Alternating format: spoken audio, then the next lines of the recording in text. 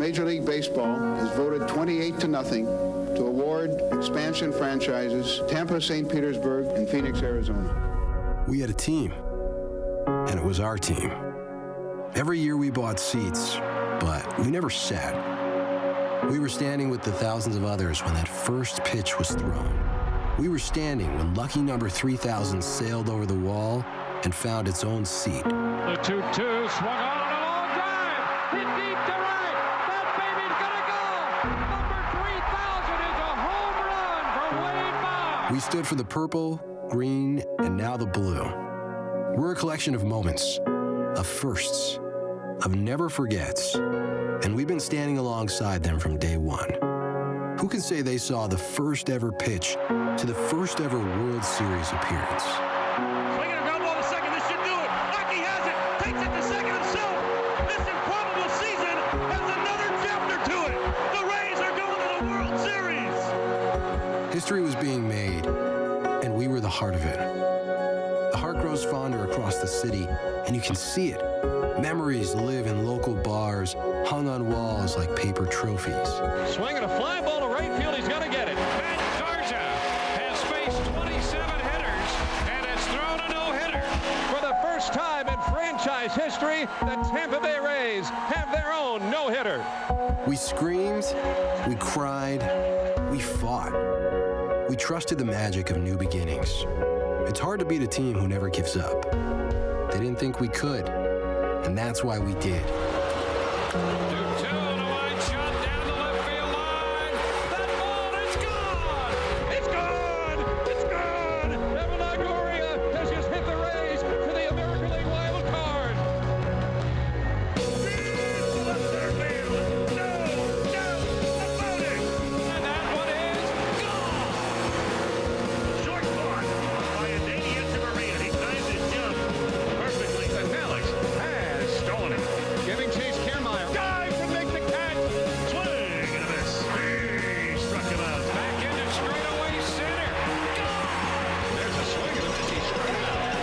Back of the wall, jumps up. He makes the catch. There's a shot deep into center field. Home run for Kevin Kiermaier.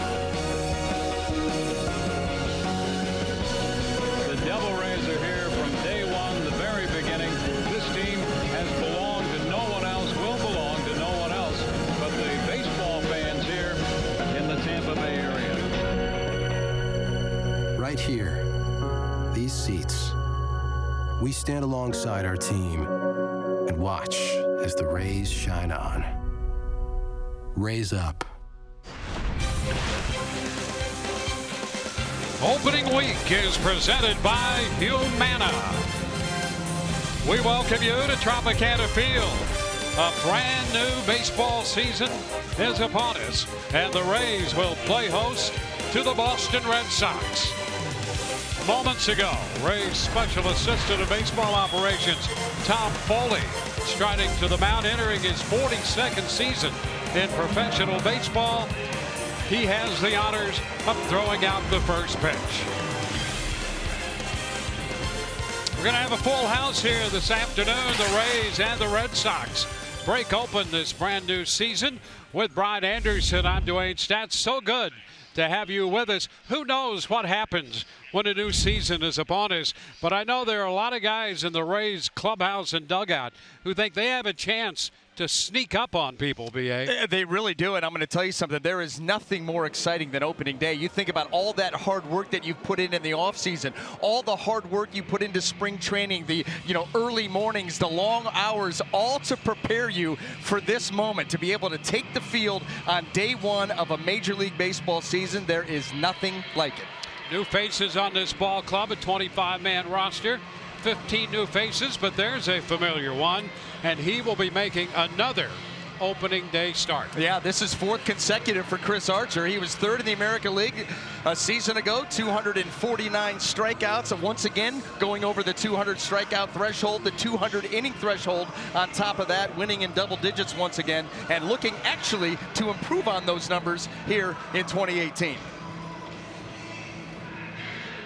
And on the other side of the ledger, the Rays will have their work cut out for them with that guy right there on the hill. Well, I'm going to tell you something. The Rays saw Chris Sale last year 6 times. Every series he threw against him and really had his way with this lineup. And you're right, 308 strikeouts. There's a lot to digest with Chris Sale. Look for this lineup to try to attack him early. Do not want to get to 2 strikes with either of these guys. But Chris Archer leads the way, taking his spot atop the hill here in the middle of the infield at Tropicana Field. It will take a look at the starting lineup he'll be facing, presented by your Southern Ford dealers. Mookie Betts, who gave Archer fits last year, will lead it off. He'll be in right, followed by Andrew Benintendi, the left fielder. Hanley Ramirez will hit third and play first. J.D. Martinez, big bat added to the Boston lineup. He's the DH. Xander Bogaerts at short. Rafael Devers is at third, hitting 6th. Eduardo Nunez will be in there at second base in the place of Dustin Pedroia, who remains on the shelf. Jackie Bradley Jr. is in center. He'll hit 8th. And batting 9th will be the catcher, Christian Vasquez. Well, and for Chris Archer, let's take a look at those numbers once again that we referenced. The 249 strikeouts in 201 innings. And look at that, 34 starts a season ago for Chris Archer. When his number was called every 5th day, he took the ball as the workhorse of this staff. Let's take a look at the Rays defense, see how it's going to line up behind him here this afternoon. Brought to you by Gold and Diamond Source. And in the outfield, left to right, we have Denard Span, Kevin Kiermaier, and Carlos Gomez. And across that infield, third to first, Matt Duffy, Adani Echeverria, Daniel Robertson, and C.J. Cron. Wilson Ramos will be behind the plate.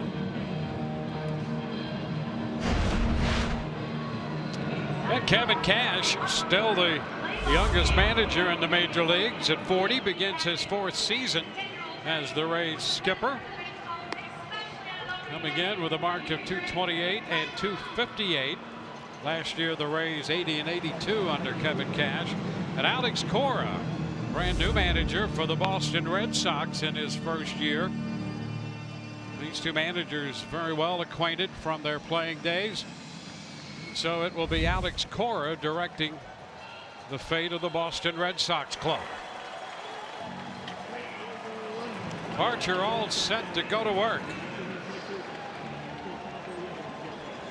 Jeff Nelson will be calling the balls and strikes. And in steps Mookie Betts. 24 home runs last year. He drove in over 100 runs. And for the Rays and the Red Sox, the 2018 season is now underway. And a high fly ball back into deep left center field. Kiermaier and Span all the way back. It's Kiermaier! Kiermaier with a leaping catch.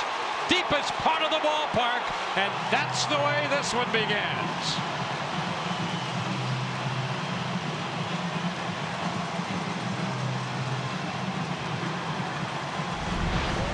Vintage Kevin Kiermaier right here. And why not? Challenge fastball. Mookie Betts hit that ball a ton. But Kevin Kiermaier all the way back, times that jump just perfectly with a nice backhand grab in the deepest part of the ballpark. Stamp it with a star. And Archer grateful for that defensive work.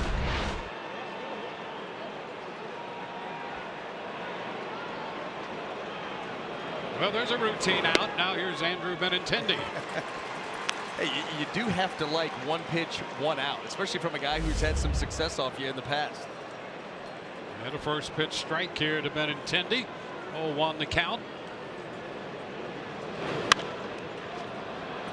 The other way, 0-2. And boy, the count is important for Archer, as it is any pitcher.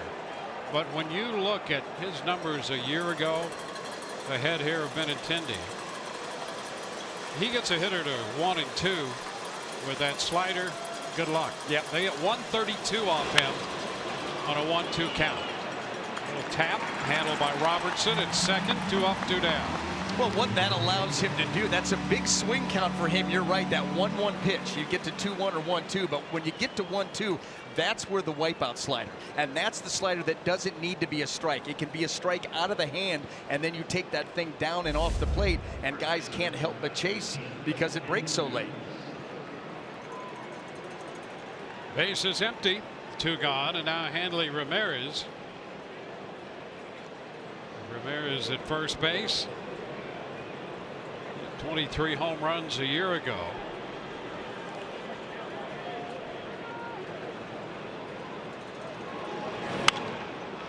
And he comes out swinging, fouling the first pitch away. Fastball from Archer to start it. Now trying to set the tone with some good challenge fastballs early against a very good lineup.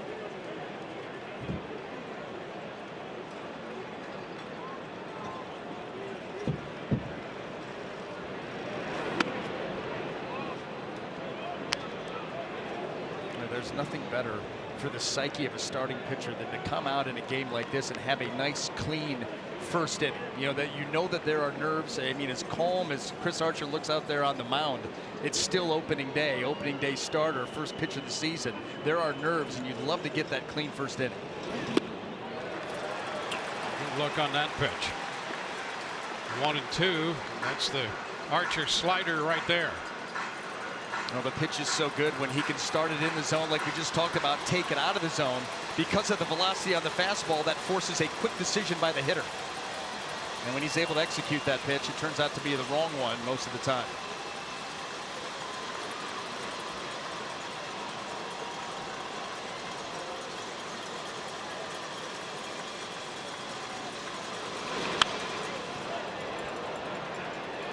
Count remains a ball, 2 strikes.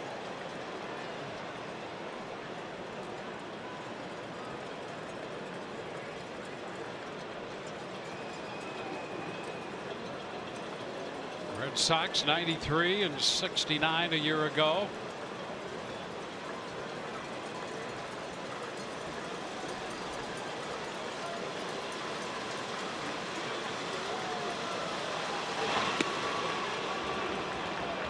The 2-2 count.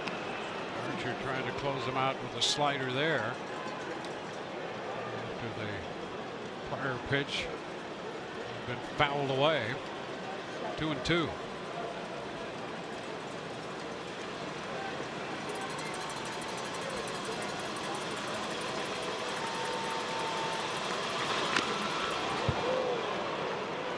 Fourth consecutive opening day start for Archer as you back it up to 2015 against Baltimore.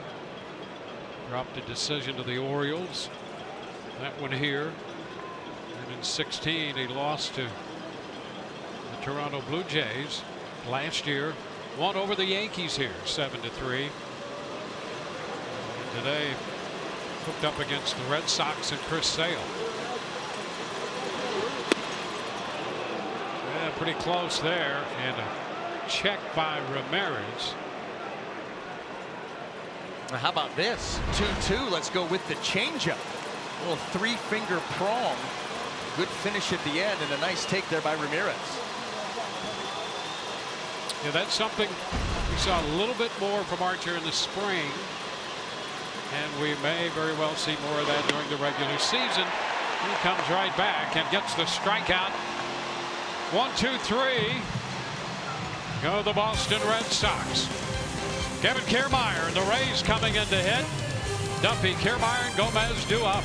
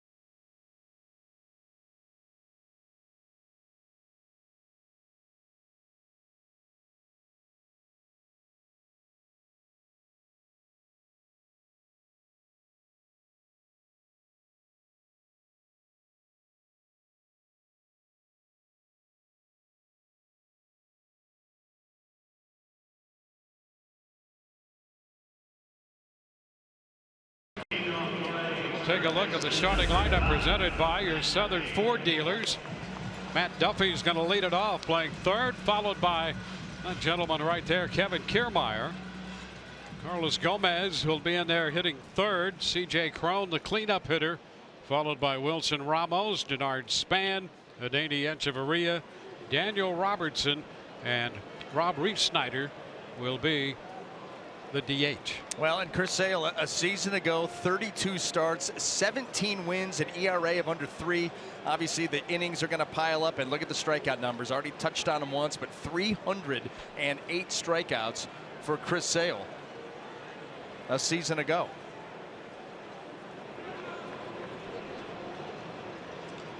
And here is Matt Duffy, and boy, are the Rays happy to see him active. He missed 188 games with the heel problem. And the first pitch he takes for a strike.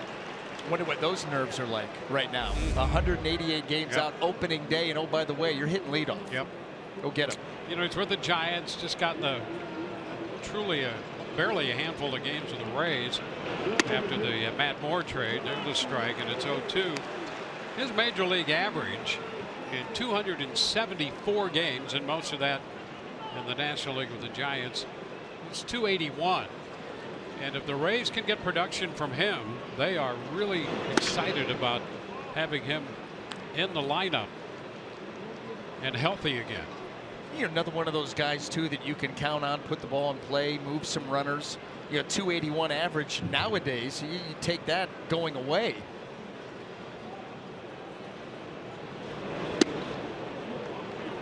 Good take right there. It's 2-2. Chris Sale thus far staying away from that wipeout slider, going with the four-seam fastball, the changeup combo to Matt Duffy. Not afraid to use all three. Pitch fouled right back, and boy, you talk about these two pitchers with the velocity and then with what Sale can give you, and we've seen Archer already make a couple of very good pitches with the slider and introduce the changeup a couple of times in the top of the first. It could be a tough afternoon for these hitters. We'll see. Not very easy right there, just overpowered. Duffy's out on strikes. Let's take a quick peek at the Boston Red Sox defense. See how it's going to line up here. Brought to you by Golden Diamond Source. In that outfield left to right, Andrew Benintendi, Jackie Bradley Jr., and Mookie Betts. Across that infield, third to first, Rafael Devers. Boy, he exploded on the scene a season ago. Xander Bogaerts, Nunez, and Ramirez. Christian Vasquez, he of the new 3-year contract extension behind the plate. Well, there's Kevin Kiermaier. Already has a great play in center field. Takes the pitch inside. And really looking, and we have seen signs of his offensive game over the last couple of years when he's had to battle injuries. But he is really concentrating on stepping up the offense even more. Boy, could really put together a good offensive season to go with his already sterling defense. Talk about a two-way player at the big league level. And let's take a quick scouting report. Let's take a look at Kevin Kiermaier scouting report. Number one, health. You know, in his career, it's a short career, but still, he's only played in over 110 games one time. So keep him healthy, keep him on the field. The defense, we know all about that. We saw that on the first pitch of the ball game. An emerging offense. Batting average has been trending up. The home runs have been going up. He's always capable of stealing a bag right there. Got caught chasing a fastball up. But Kevin Kiermaier, you know, looking to put that all together and become, like I said, an ultimate two-way player. So the bases will be empty. And Carlos Gomez making his Rays debut last year. Those numbers with Texas, 17 home runs and a .255 average.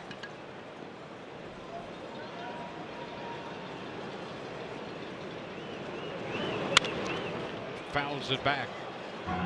Strike one.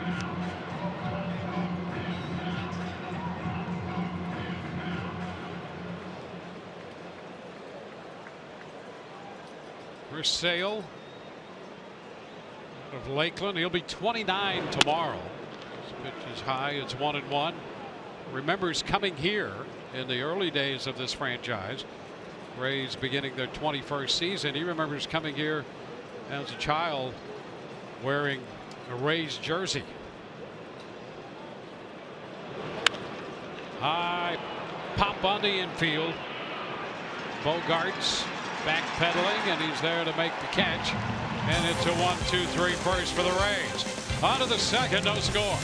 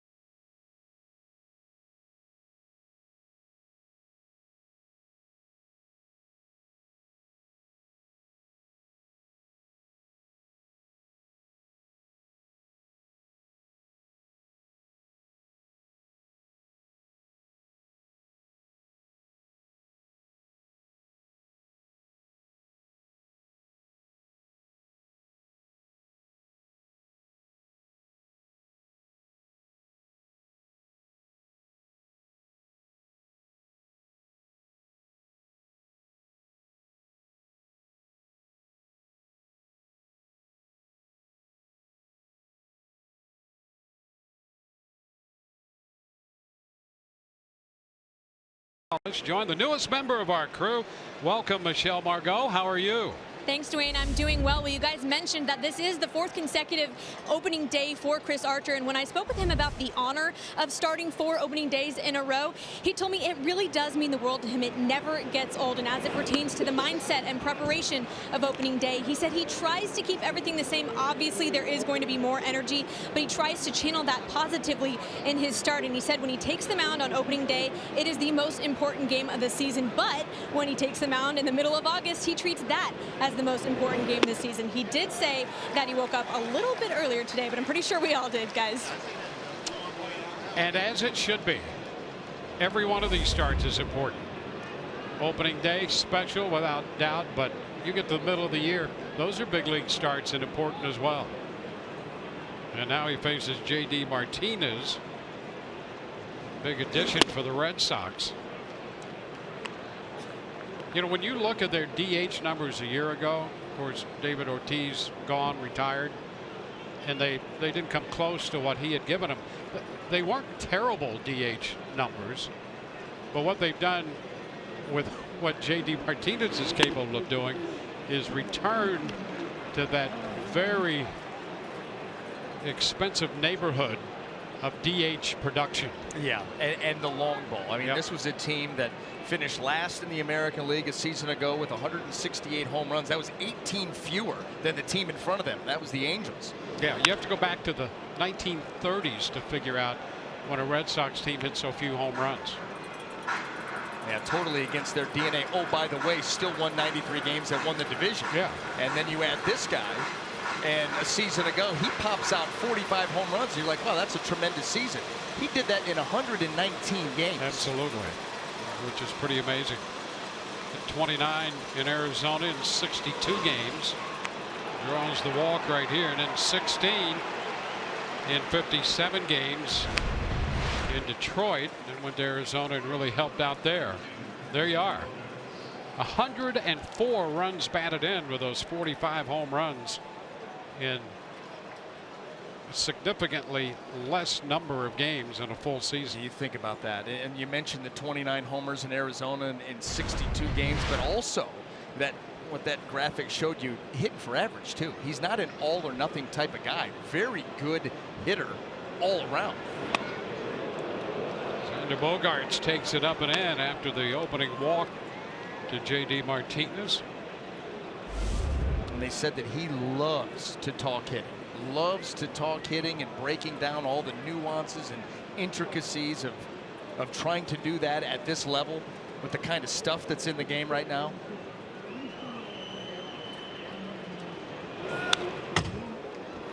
Bogaerts going after that pitch up right there and fouling it back 1-1. Well, this is a guy that they'd like to see get the ball in the air a little bit more. Yep, a lot of ground balls from him, and not the kind of power numbers that they think he could have in terms of total extra base hits. You don't have to hit 40 home runs, but you can still hit home runs. A lot of doubles. To check on that one. 2 balls, 1 strike.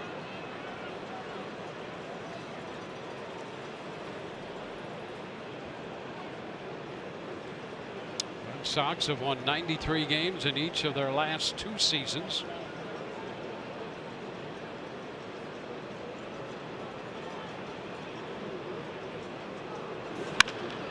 Back into left. Span's going to go to the wall. He'll have to play it off the wall. It's going to be an extra base hit right there for Bogaerts as Martinez goes to third. And on the walk and the double, the Red Sox have a major threat. And what was the count? It was the 2-1 count. We talked in the first inning about that swing pitch. Do you go 1-2 or 2-1? 1-2 allows you to expand the zone. 2-1 forces you to keep the ball in the zone. And Xander Bogaerts was able to take full advantage, got the head out, and hit a laser right over the head of Span. Yeah, and that's that part of the game and pitching that's so important as you go inside a little bit to figure out where's the advantage. And for Archer, there's no question it's 1-2. The opposition hits just a little over 130 on those counts. Here's Devers. You know, as you continue to mature as a pitcher, the one pitch that helps you in a 2-1 count is changeup. Yeah, a 2-1 changeup will get a guy all out of sorts. But when he can narrow it down to fastball, and if you are going to throw me the slider, more than likely it's still going to be in the zone, and I'm going to be able to handle it, makes things very difficult. Big cut right there. 1-1. People were wondering who was going to play third for the Boston Red Sox, and this young man came up and said, "How about me?" In a big way too. You're yes, right. He did. Yeah, he didn't waste any time. Just 21 years old. Double figures in homers and doubles, and that's in under 60 games last year. Now it's 1-2 on Devers. No, they had such a void down there. You think that they brought in Pablo Sandoval, that did not work out. They traded Travis Shaw for Tyler Thornburg, and so all of a sudden he's gone, and that just seemed to be a trouble spot for this franchise. And like you said, bursting on the scene, Mr. Devers.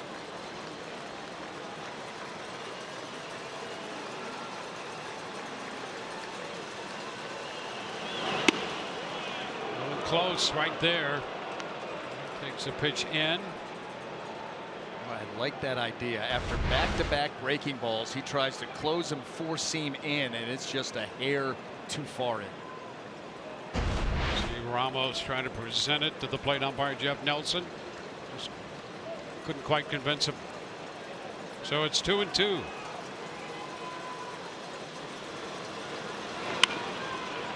Left side. Echeverria off balance with the throw to first.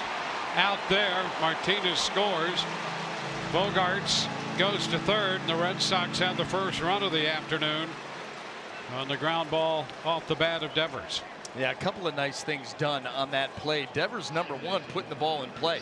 You know, big strikeout pitcher on the mound. You put the ball in play, you get that run home, and then how about Echeverria? Ranging, throwing on the run, falling away, and right on the money. Yeah, he's amazing at shortstop. A couple of things in play there, as you point out. the job that Devers did in the play that Echeverria. And the other negative thing for the Rays, leadoff walk has been converted into a run by Boston. And here's Eduardo Nunez with the infield pulled up. Into left center field. Span closing, and so is Kiermaier. And a little indecision. Bogaerts has scored. Nunez will hit third, and they're going to go ahead and wave him around. The throw to the plate's going to be offline, hits the mound, and all the way around comes Nunez as Boston takes a 3-0 lead.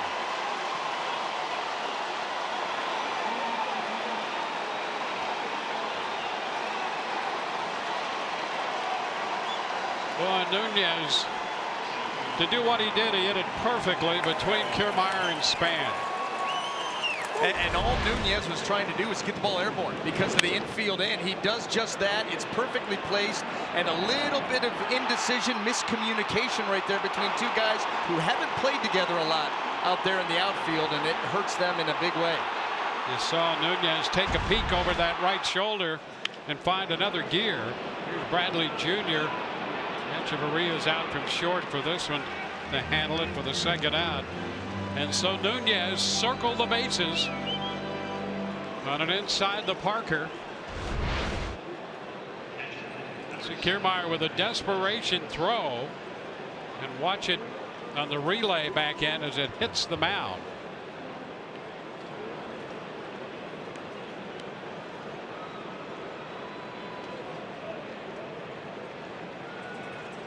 And just that quickly, it's turned into a nightmare situation here in a 3-run deficit.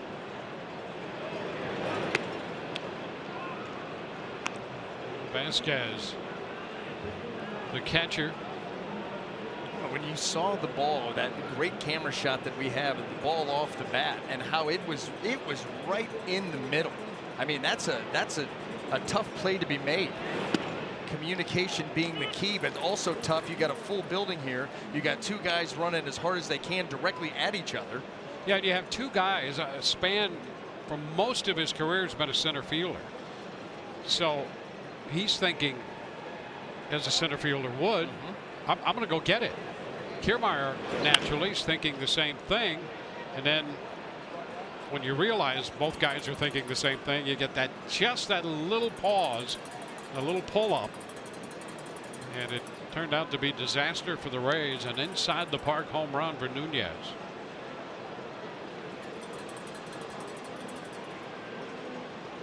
A little blood on Kiermaier's jersey.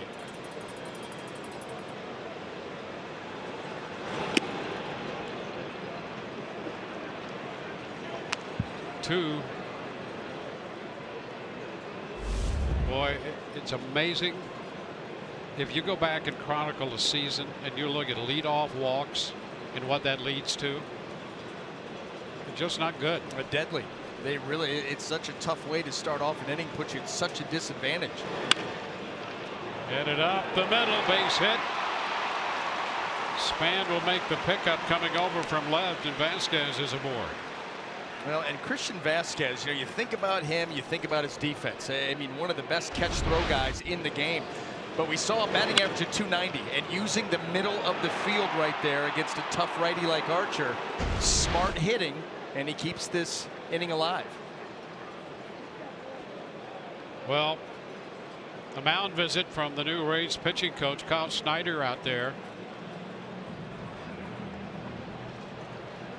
And you see mound visits limited to 6, so we'll keep you up to date on those. The Rays down to 5 now. Even always have a something. graphic for it. There you are. If you get into extra innings, you pick up a mound visit per extra inning, though. Limited to 6 during the first 9. What this also has done is move Archer from that crisp 12-pitch first to a 22-pitch second inning, and now he faces the leadoff man, Betts, again. Right back over the screen, foul, strike 1. Well, that's why that hit by Vasquez. You flip that lineup this early in the ball game. Betts has had a run of success off of Chris Archer. hit the ball hard in his first at bat.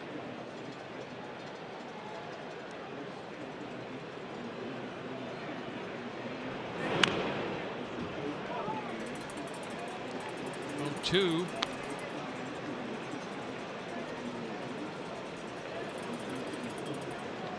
So an inside the park home run, and there's the pitch count building up.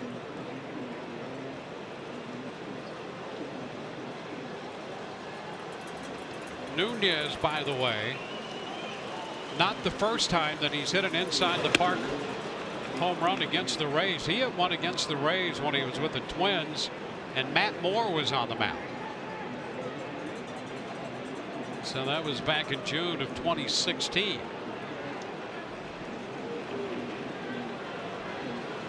So here's a guy playing in the place of Pedroia. You think maybe you get a break? It's going to be a while until they get Pedroia back. Nunez is in there, and he hits an inside the park home run. It's the 12th ever in the history of Tropicana Field. I really think that Eduardo Nunez signing very under the radar. You know, he came over to them a season ago from San Francisco, finished it out, was a free agent. And, you know, they bring in JD Martinez, and obviously that's the big headlines. But Nunez, a big acquisition, too. Reacquisition. Pop foul. Thrones after it from first. Betts is out of there. Well, here's the play on the ball hit by Nunez in between Span and Kiermaier, and Nunez circling the bases.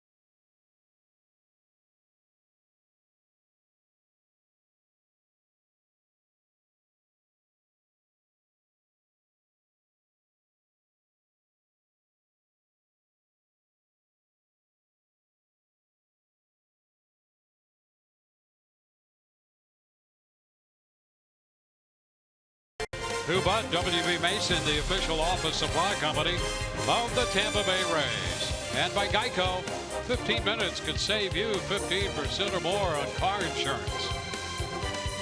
Images right there taking us back to the inaugural opening day in 1998. And this year the Rays looking back over the previous 20 seasons, beginning season number 21 here against Boston this afternoon.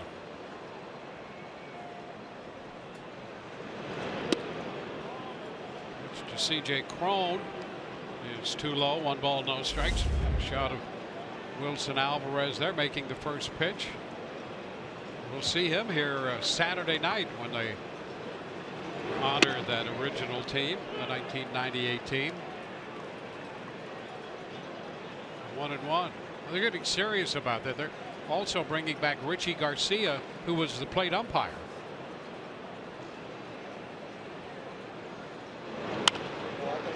Oh, just fouled outside the line, back at third, 1-2. Well, if you're going to do it, Dwayne, you got to do it right.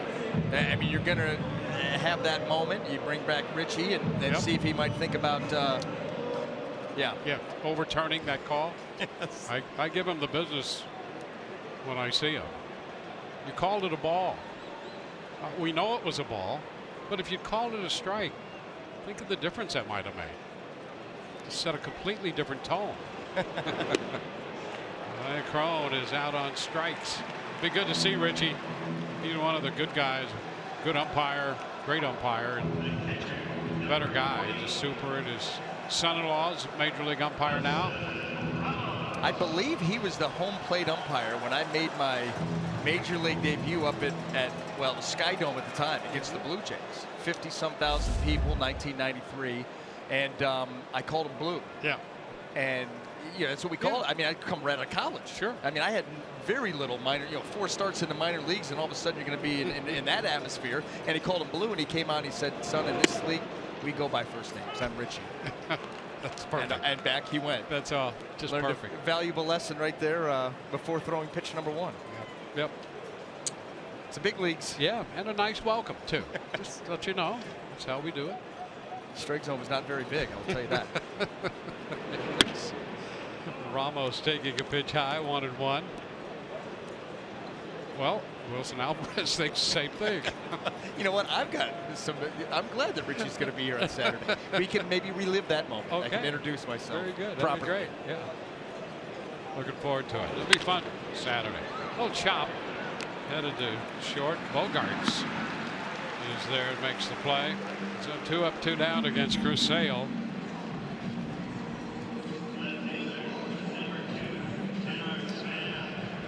Base is empty for Denard Span.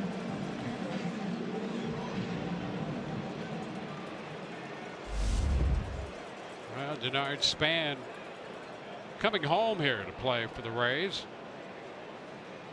And that's always fun. Has its own challenges, and you know all about that as well, playing in Cleveland.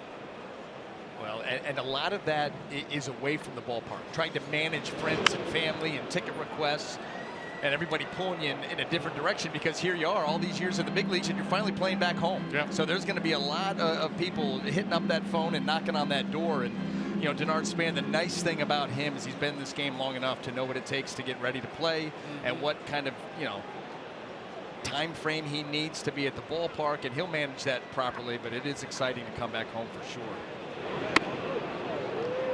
1-1. And you'd have to think, if you were a young player, and the Rays have a few of those now, and you have a guy like Denard Span on a team, take advantage of that. You can learn a lot from this guy. How to conduct yourself, how to play the game. And so not only whatever production he's going to give the Rays in the field and at the plate, but I think he can be a very important part of helping some of these younger players. He's that kind of guy, and he's an intelligent guy.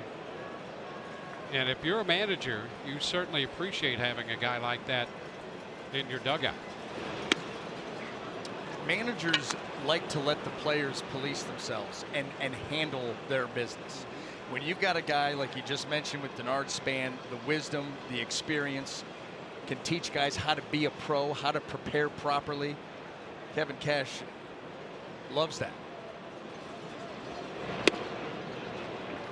And now the count is full.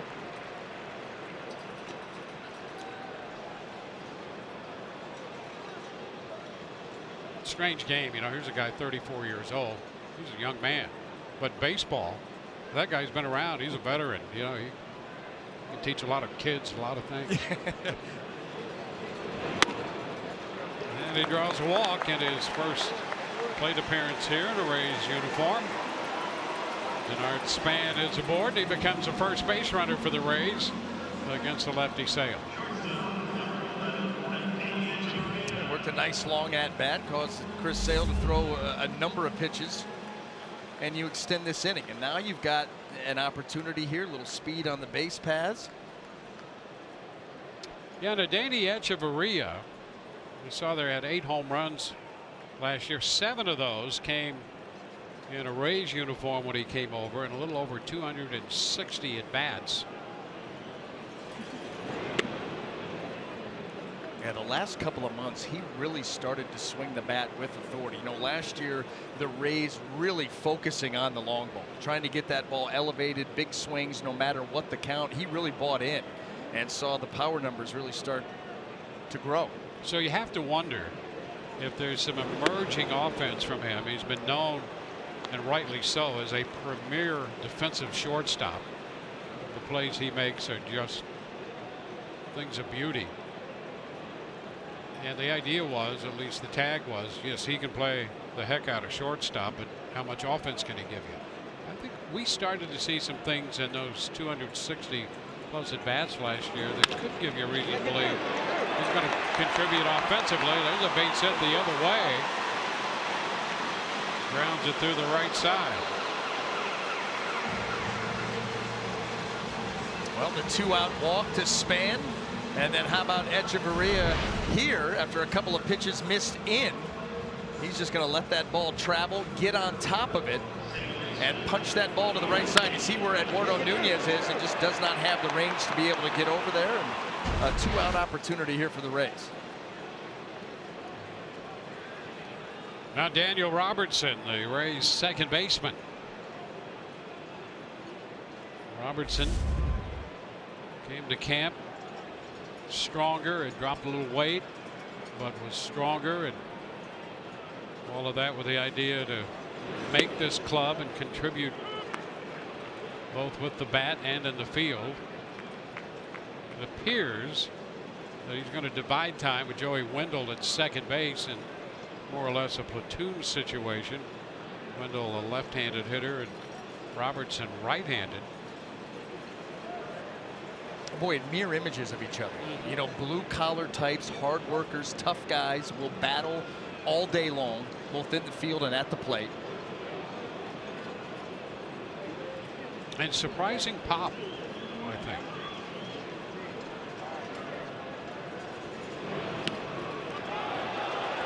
That ball getting away, and both men will move into scoring position. So suddenly here's a great 2-out opportunity for the Rays. Span to third, Echeverria up to second. The breaking ball right here just mishandled. That ball trying to go down. Christian Vasquez almost got jammed a little bit. You get that glove going down towards the ground, and that pitch was right there along the dirt too. Snuck underneath. So a little indecision there. Pass ball allowing the Rays to put both men into scoring position. That's one of those tweener pitches too. You know, do you try to go down and catch that ball thumb down? Do you roll the glove over and attempt a block? It's so close. Now a strike. It's 1-2. Well, here's a situation, and you know you're facing a premier starting pitcher in Chris Sale, but boy, a base hit here would be very big. Give the Rays a chance to answer in the bottom of the second.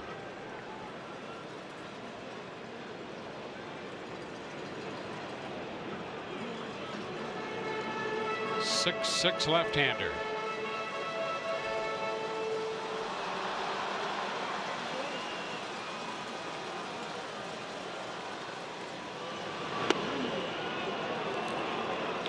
It inside, 2-2.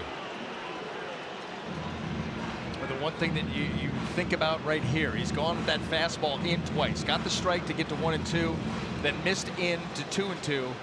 Uh-oh, slider. Yep. Slider right off of that pitch. Never easy against him. No. And a chopper, that's a foul ball.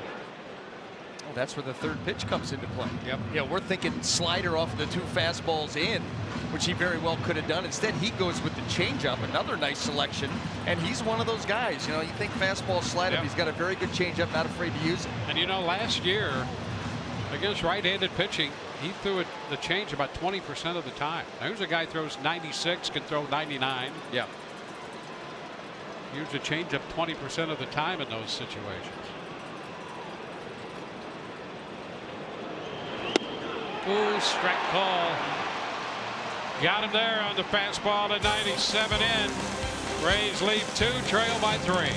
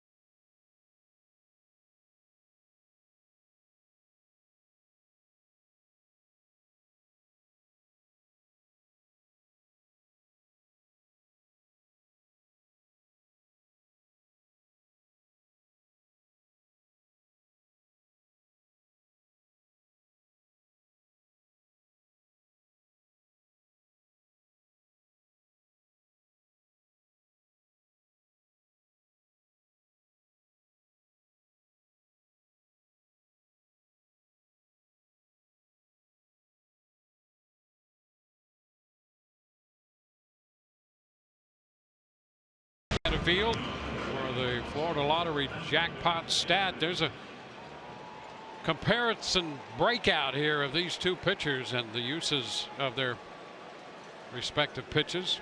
Listen, they both have elite stuff, and I think that for Chris Archer to make that next step, I think that if he is able to incorporate that changeup, get it up into the teens, 13, 14% in that range. That's going to be a huge weapon for him to take these hitters off the fastball slider. You just become a little bit more unpredictable, which is going to do nothing but help you when you have that kind of velocity. Yeah, I couldn't agree with you more. A little bit more translates into a lot more success. Benintendi skies it on the right side. Keep an eye on that one, waiting for it to come down. It's Crone. One away. Well, you know what? In his 12-pitch first inning, he threw it twice. Yep. So there once you go. to a right-handed hitter, which is twice as much as he threw it to a right-handed hitter last year. And here's the thing. You gave me that stat in between innings a couple of innings ago, and I'm still having trouble wrapping my mind around it. Yeah. That's tough. You throw one pitch and you've doubled what you normally do. His average to a right-handed hitter was .5. Change-ups to right-handed hitters last year. .5. That's why I love being in the booth with you. Learn something new just about every day. It's ground ball by Ramirez, and it's monster first. Robertson handles that. Yeah, I start to shrivel up in the winter. And then, we all do. And then I come back here, I get around you and your knowledge, and all of a sudden I start to springtime, and I start to bloom. Yeah, you're getting out of control now. But plus, it's cold where you spend the winter, It so is. Very tough to get loose. does take a little longer. Come down here to get loose. No question. Yes. 2 gone. Here's J.D. Martinez. Pitch is a strike. Fastball from Archer to start him.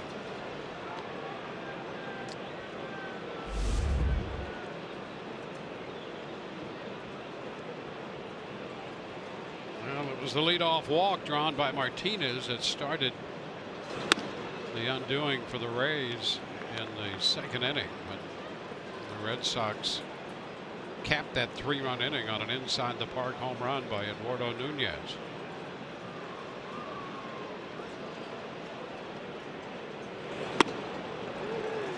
By him. A late swing by J.D. Martinez. Power on power. 95, a little bit up and away, and you look at J.D. Martinez. We've talked all about the power numbers, but also the average on top of that. So balanced at the plate and willing to hit the ball up the middle the other way because of that power. And by him, finished him off. So it's a 1-2-3 third, a strikeout of Martinez to close out the top of the inning. Opening day here at Tropicana Field. First of the series against the Red Sox. 3-0 Boston.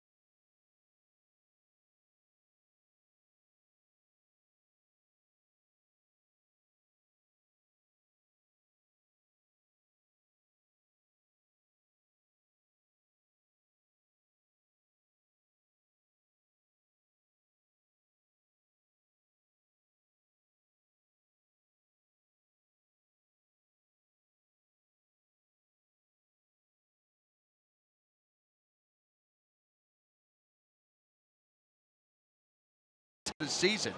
Here for the Tampa Bay Rays, number one, offensive versatility, and hopefully we see some of that here this afternoon as they try to put something together against Chris Sale. So reliant upon the home run a year ago, and yet that translated into finishing second worst in the American League in runs scored while setting a franchise record in home runs. So looking to maybe move some guys, a little bit more speed, and be a little bit more versatile offensively. That would be number one. And then pitching depth. It's already been tested. This team came into the season with a 4-man rotation and a bullpen day setup. Now, at this point, it looks like they're maybe down to a 3-man rotation with a couple of bullpen days. Be interesting to see how they piece that all together. But the starters are going to have to be very efficient and very effective for this experiment to work. If they're not, and you start to mix in more bullpen days, you're going to run out of pitchers. Yep.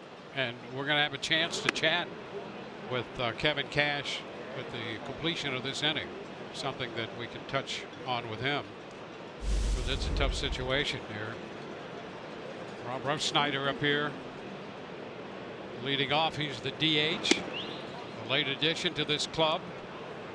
2-1 the count, so we'll chat with Kevin Cash about that topic and maybe one or two quick others at the end of this inning. Top of the order will be next, Duffy and Kiermaier.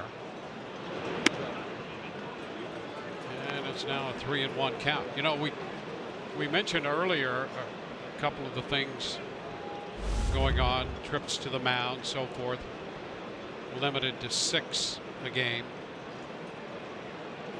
The other thing that's new, he checked, and there's a leadoff walk. The Rays put Red Snyder aboard. The number of warm-up pitches, they're not guaranteed 8. You see the plate umpire right there saying, hey, hurry it up, let's go. They don't guarantee you as many as 8, and he could disallow that, and he's going, look, okay, one more, let's go. And now you saw Jeff Nelson head out of our shot. That was to go talk with Alex Cora, the manager, and just to say, look, we're trying to hurry things along. And if I get to a point where I don't let him have a full 8, that's why. Just a little preventive discussion there by Jeff Nelson. 1-0 the count here on Duffy. The Rays can take advantage of putting the leadoff man on. Duffy takes it too close. 2-0. That pace of play initiative, trying to trim wherever they can, and that really puts the onus on the starting pitcher to be ready to go. It'll be interesting to see how that is enforced in the National League. You're a pitcher, you ground out to end the inning, you got to go back in there, grab your glove, get back out there right away, start warming up. That's a fly ball lifted into center for Bradley Jr. 1 away. 1 on, 1 out. Well, the mound visit one is interesting too, because I think that we saw a season ago, not all the time, but we certainly got into some games where it seemed like the catcher out to the mound, they just were wearing a path out in some of these games, especially as you got later into games, tight games. And so now you're going to have to come up with some signs. You're going to have to stay close to home plate and either verbalize or find another way to get your message across. Yeah, the groundskeepers may have lobbied for part of that to keep the grass and all the other ballparks healthy with all the visits between the pitcher and the catcher. 1-0 the count to Kevin Kiermaier.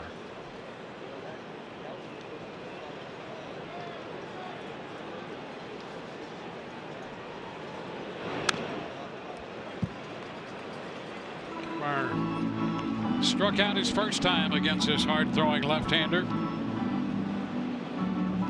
Rays put up a 2-out threat, actually had 2 men in scoring position with 2 outs in the second. And Sale got a call, third strike to end that one.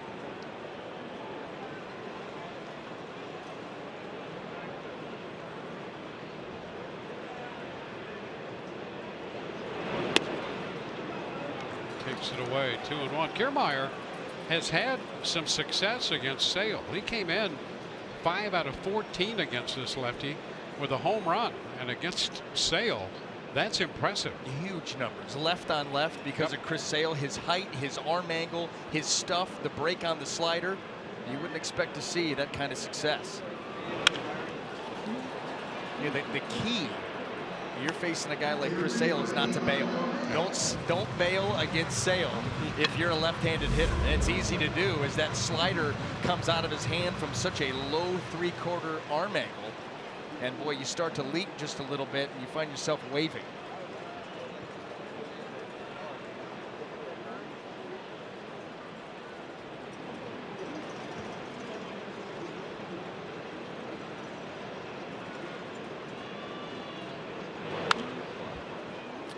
Kiermaier battling the fastball there, and it's still 2-2.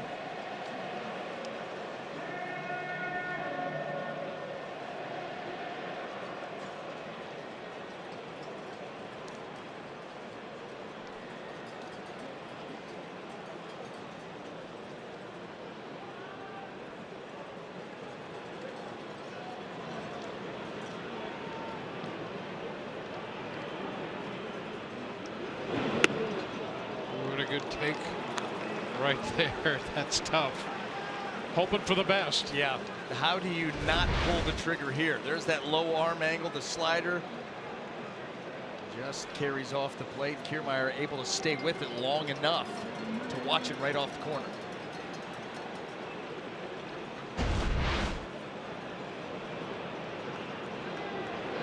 Oh, and a cut and a miss. Fastball. Twice now, Sale has retired Kiermaier swinging on the fastball.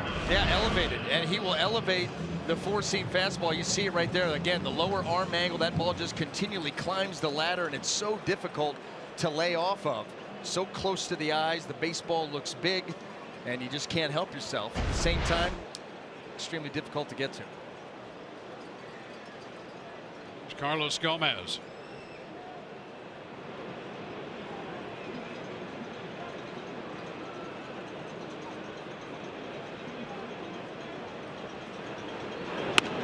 Upstairs. I don't know.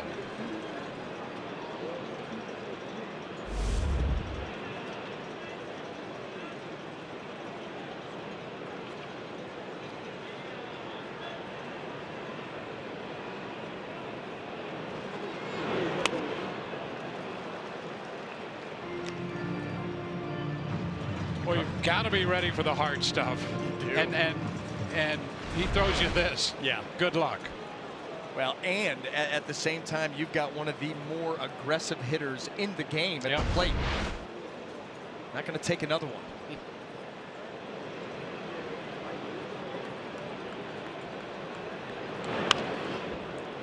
It's fouled back.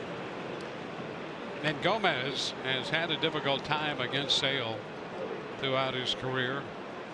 He's been 1 for 9 against him. They can be said for a lot of hitters against Chris Sale, and you can see why. It's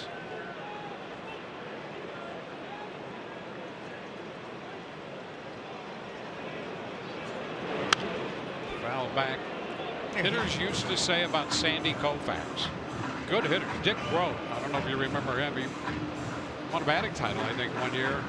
Shortstop for the Pirates and the Cardinals. He used to say, facing Sandy Koufax was like going to the dentist. And you can see, I mean, you got a guy like Sale, 6'6", throws 97. Here's a slider. Oh, change up once in a while. And now let's go with the heat again. You can certainly see how that would be the case. Yeah. And I'm assuming to the dentist sans laughing gas and sans Novocaine. Yeah, back then, I mean, today it's not as unpleasant as it used to be. But back when those guys were facing Koufax, it was not fun in any way stretch to go to the dentist. I saw a picture of Sandy Koufax just the other day. Yeah. The length of his fingers. Yeah, that was you. Yeah. That was you. Yeah. Oh, yeah, that's absolutely right. The spring training game. Yeah. That incredible the way you're able to manipulate a baseball. Shot back into center field. Caught by Bradley Jr. So the Rays leave a man here in the third. And that's one of the reasons Koufax was so good. His fingers were so long. He just wrapped them around and just pulled on that baseball. Had such a great curveball to go with the high velocity as well. So the Rays in the third do not score. They get the walk and leave a man. And we're headed toward the fourth inning. Boston scored 3 in the second, and they have a 3-0 lead here. We'll be chatting with Kevin Cash, the Rays manager, in a few moments. Look forward to that from the Rays dugout. And I'll tell you, it's really a great courtesy that they extend us. We've had some great conversations with Kevin during the spring, and Kevin, we certainly appreciate you taking a moment or two here to chat with us. We're talking about Archer coming out the way he did, and then ran a little trouble in the second. It all started with a walk.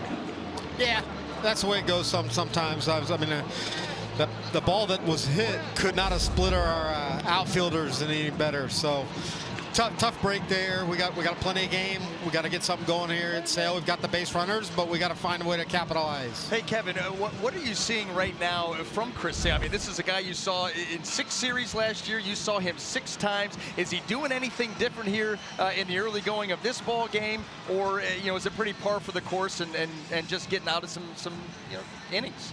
Yeah, I'm seeing enough not to like seeing him too much, but it looks like he's kind of two-seaming the ball at 90, 92 away from the righties, and then he's driving those 96, 97 inside, which makes it really challenging for any hitter. All right, Kevin. Well, one thing we know, this club's going to have some spunk behind it. Just chatting with some of the guys before opening day today, so you're going to get the great effort from them, and that not only bodes well for you and the club as well.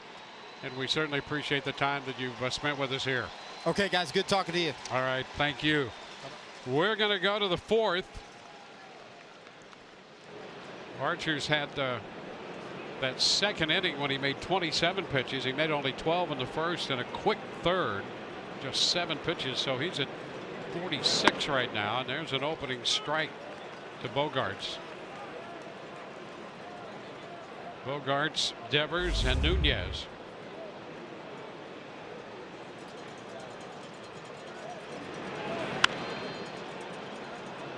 Foul, out of play.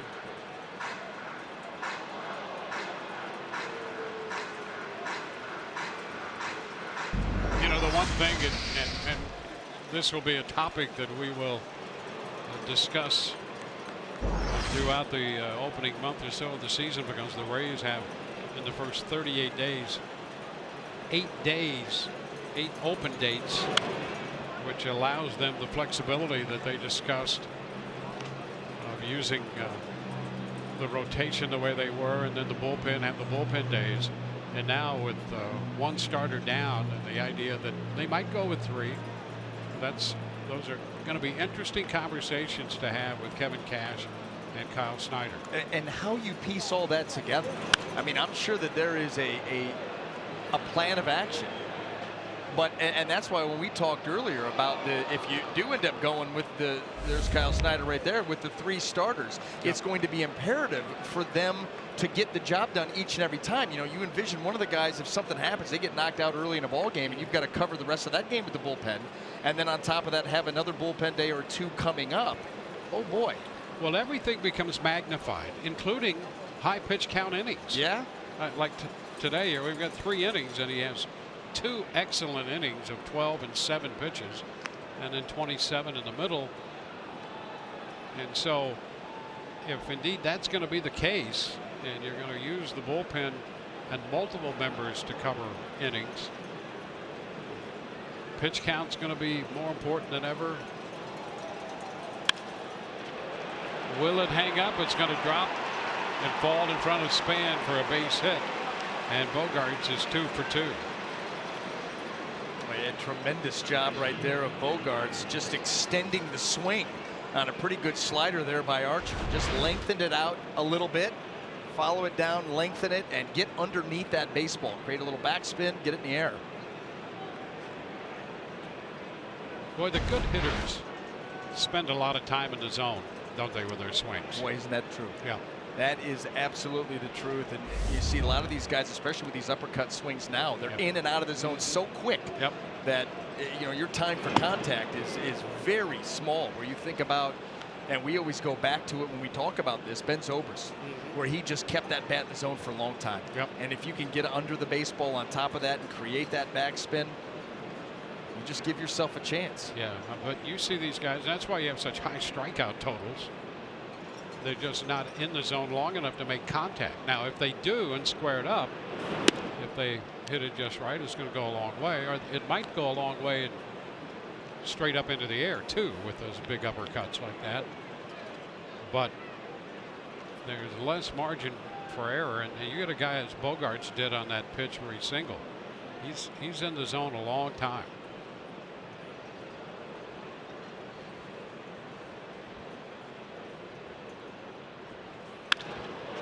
Line drive right field, going to be caught by Gomez. Got a chance for 2. Out at first base. They double off Bogarts. Gomez to Crone, and they get the double play. A nice catch by Gomez on the sinking line drive, and he was thinking 2 all the way after the catch. Boy, and the runner takes off. Bogarts takes off. This line drive almost able to sneak under that glove. That would have been disastrous for the Rays. Instead, you turn it into 2 outs, nobody on. A heck of a play by the Rays right fielder. The ball was well struck and played even better. Suddenly the bases are empty. There's Eduardo Nunez. Pitch is a strike. Nunez with an inside the park home run in the 2nd inning. And you did see on that shot of Carlos Gomez on the back of that glove, the gold paneling. Oh, there you are. There you go. Yep. Means something. Yes, it does. Well, I'll tell you, the Rays, they're going to have some people who can cover some ground in the outfield. Kiermaier, Gomez, Span out there, Smith. Well, Nunez out on strikes this time. Bottom of the 4th coming, 3-0 Boston.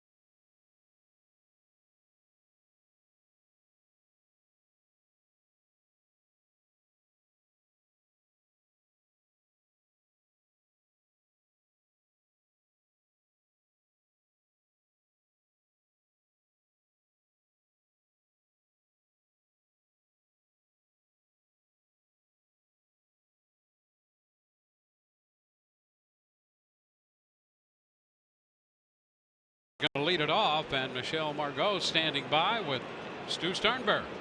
Yes, I am. Thanks, Dwayne. Stu, as a baseball fan and as an owner, what excites you the most about this 2018 team?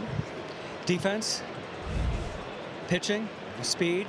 On the other side of the coin, the hitting is not what it's been the last year, especially the home runs, but I think we've got more bat to ball, but I'm really excited to see our run prevention. A lot of anticipation about this new stadium and the Ybor location. What is the next step in this process? It'll be over the next few months. The business community and community leaders are now have formed the 2020 group, as they've named themselves. They've up to 20 some odd, coincidentally, individuals on the group who are out there to try to muster up support, show their support for the Rays, and see what is out there, who's going to support us with suites, season tickets, from the business side of it, a wall space, outfield wall signs, you name it. Well, we've got some new turf. It looks good to me. What are your first impressions? That it doesn't stand out as odd looking is perfect, and it does, and it seems more and more natural. The technology has gotten better and better. This is our third replacement since we've been in ownership since '06, and we're excited about the turf and to go along with all the other changes we've done this year. Yeah, one of those changes are some new food and beverage options. What are some must-try items from Stu Sternberg's perspective? We have Kawa coffee. We've never really had a good coffee in the stadium, or coffee, so I think people, if they need a shot of coffee, double espresso is only $3. It's a little too cheap, but it's reasonably priced, and it's a good pick-me-up. It's a great fan amenity. But in our favor, the Rocco Baldelli, which is out in left field here, tremendous. And I'm partial to Mr. Softy. For those of you who might not be familiar, soft-served ice cream, but there's Indian food now. There's great fried chicken. A zillion, and most importantly, all the hot dogs have potato rolls now.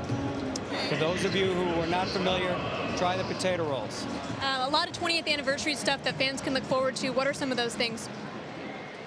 We're trying to keep them a little surprised, but it'll start tomorrow. I should say Saturday, I should say, and it'll all flow from there. We're going to bring back people from '98, 2008. And all in between, a lot of old faces and young faces yet, because we're a young franchise. But we're pretty excited. We've had a lot of fun preparing in the off-season for all the giveaways and bringing back a lot of old familiar names. Great. Thank you so much for your time. We appreciate it. Thank you. Welcome aboard, and it's going to be a great season. Thanks for your commitment to us. Thank you. Absolutely. All right. Dwayne and BA, back up to you guys. All right, Michelle, thank you very much. Well, Stu Sternberg getting into the spirit with the cap. I mean, very colorful. Yeah. The hat of many colors. Fly ball center field. Reggie Jr.'s there to take care of Wilson Ramos. A strikeout and fly ball to center. And Saturday night, old Devil Ray uniforms as they commemorate '98. We got a chance to visit with some of the original Tampa Bay Devil Rays from '98. One of them's already reached out to me. And I know that you know I'm sure. who that yeah. is. Yeah. I'm going to spend a little time with them. We're going to have a little panel. You know, they wanted to limit it to the '98 season, but I figure we could maybe explore beyond '98. I could get a lot of useful information about you. Little humpback liner off the bat of Denard Span. We're talking about Albie Lopez. He's going to be among the group here. We're going to head to the fifth. It's 3-0 Boston.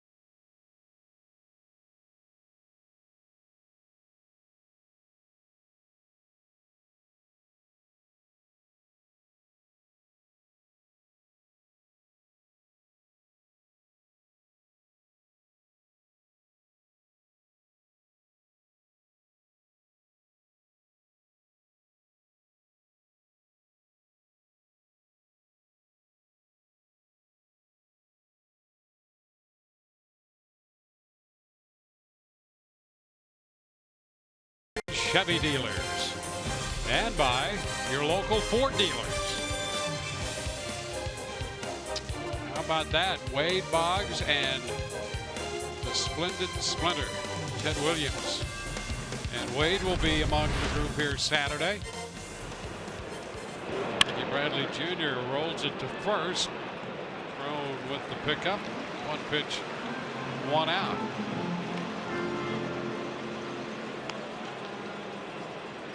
You know, Ted Williams was one of, you talk about not only an all-star, but a Hall of Fame lineup throwing out the first pitch in '98. But Ted Williams was there. Stan Musial, Monty Irvin, and Al Lopez. Wow. How about that? Star power. It was indeed. Christian Vasquez, the catcher.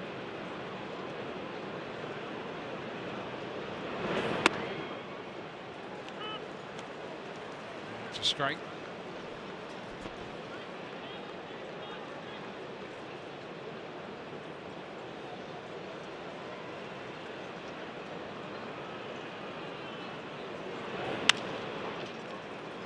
To third, and Duffy gets a chance and throws out Vasquez. 2 up, 2 down in the 5th.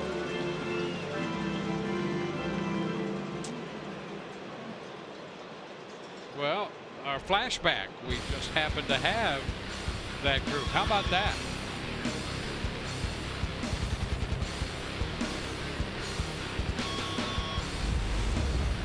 Ribbon cutting ceremony. And here's the first pitch. Yeah, he couldn't have called that a strike. No.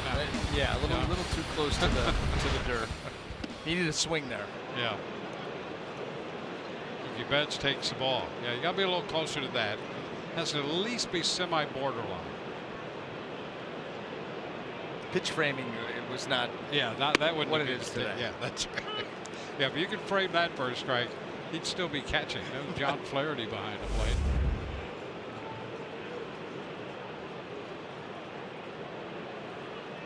We'll ask him when we play the Yankees. He's on the Yankee crew now, their broadcast crew.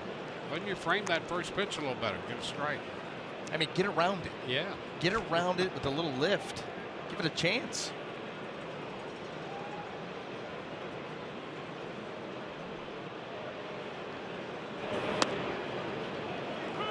Strike 2 to Betts. I'll tell you, really, in all seriousness, what an art form that has become. Pitch frame. Yep. And the good ones, the way that they're so subtle and smooth and quick and can, you know, maybe influence a couple of calls here or there and help out their pitching staff. Swing and a miss. Betts out on strikes. Out in front. The changeup got him. 1, 2, 3. We go to the bottom of the 5th.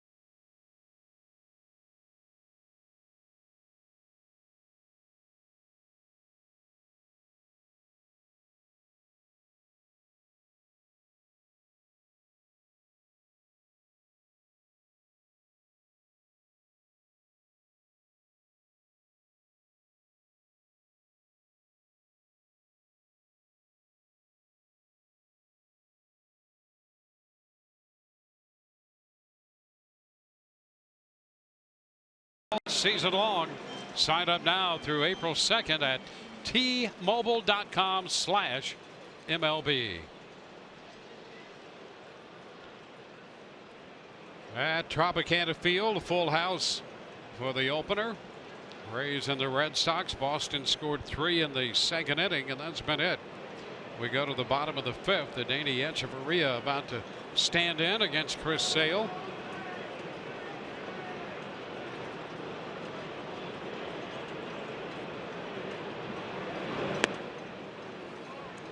Down and in, a ball, no strikes.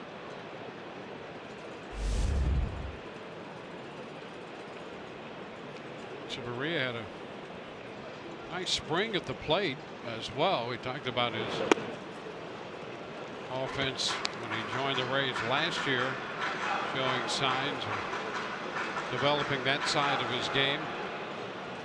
Hit well over 300 for the spring. He swung the bat well.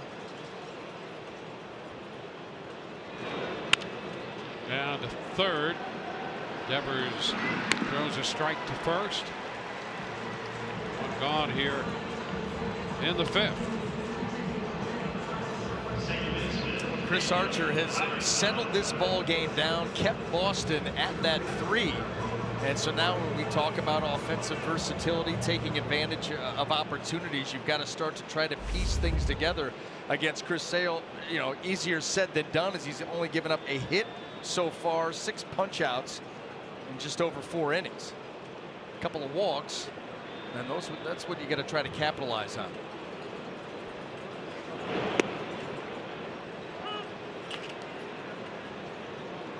Pitch is breaking ball for a strike. Rays left 2 men on in the second inning, and that's really been about it. They got a walk in the 3rd. Robertson out in front. The off speed, and we're going to show you a little bit about what Chris Archer's doing with his off speed next half inning. But how about, you know, first pitch breaking ball, then a change up to follow that up. You really get in a hitter's head with a combination like that, with 96, 97 lurking. Well, there you go, 96. So you talk about 3 pitches, almost unfair to a hitter up there to be able to dominate the way he has with all those pitches. Well, you think about the sequence: 2 off-speed pitches to get ahead, slow a hitter down, and then you rush a rising 96 in close to a hitter where you've slowed him down, and now he's really got to speed up as quick as he can to get to that pitch, and he just couldn't do it. Rob Refsnyder, he walked his first time, takes a big cut, fouls it, strike 1. I think that's one of those at-bats as a hitter you just forget about it. Yeah, maybe not the sequence, but there's nothing to take from that. Those were just 3 perfectly executed pitches by Sale.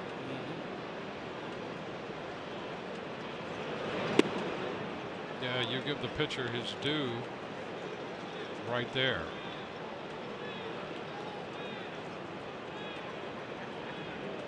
A 1-1 count to Refsnyder.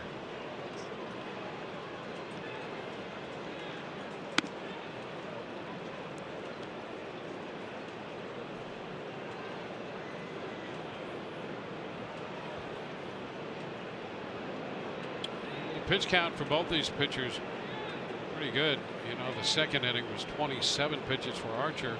The other 4 innings have been very good. And now a cut and a miss. It evens the count at 2-2.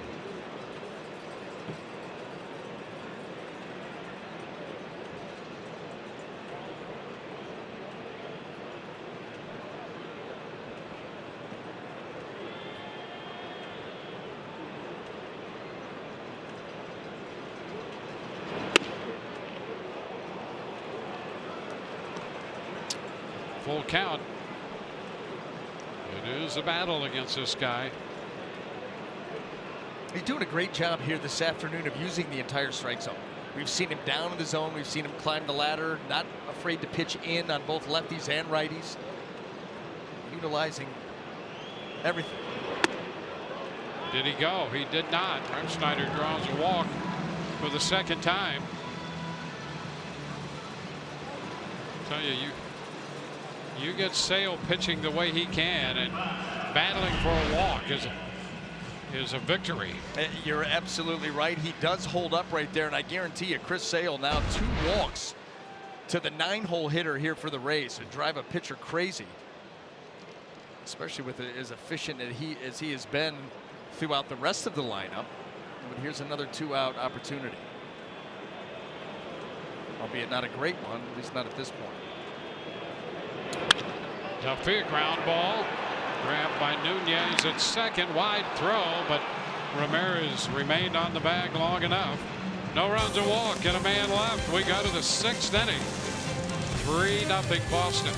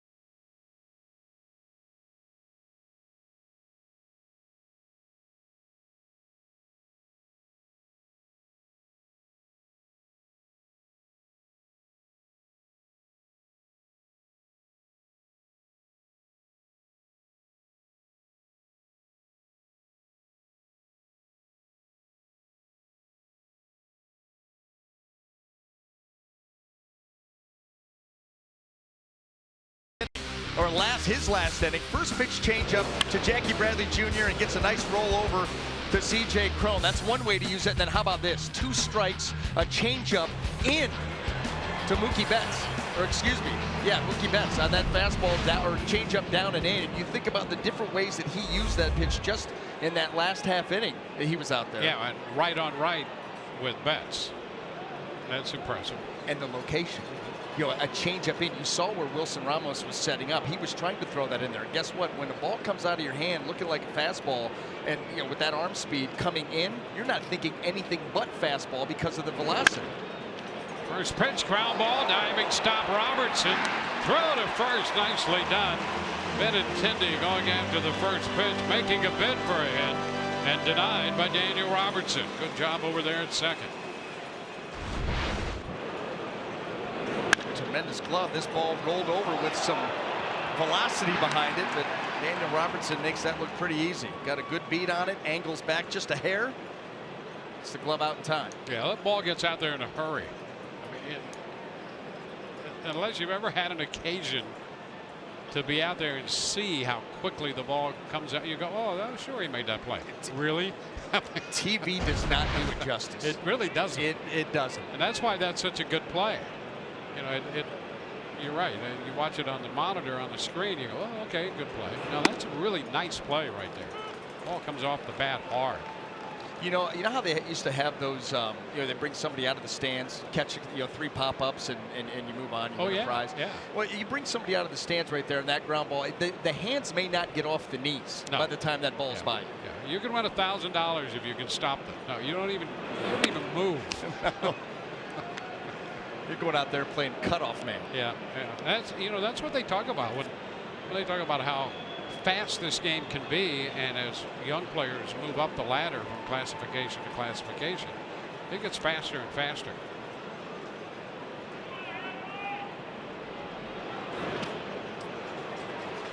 Ramirez out in front of that one. 1-2.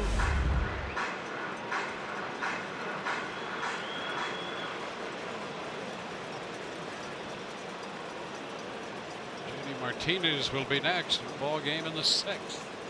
Ball the runs came in the second inning for Boston. 2-2. Carter's job, keep this Boston team in check and see if the Rays can figure out how to scratch out some offense against Sale.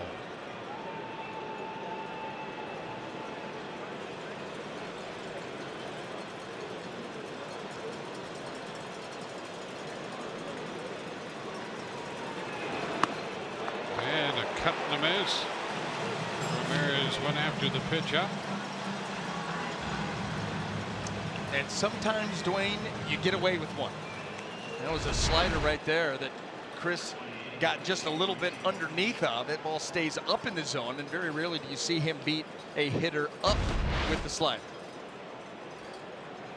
You'll take him any way you can get him in this game. Like you said, keep this team at 3 and hope for some late inning offense. Strike one to Martinez.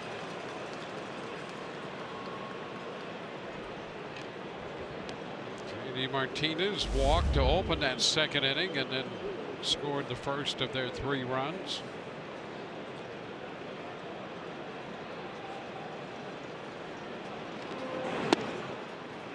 Upstairs, it's 1-1. It's Matt Barnes, the right-hander, up in the bullpen now.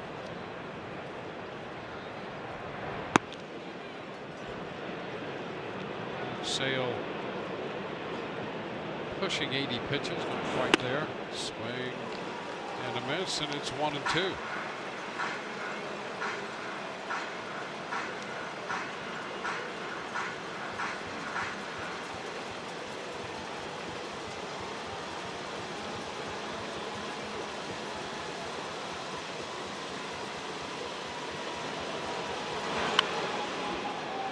Out of play. We'll see another 1-2 pitch.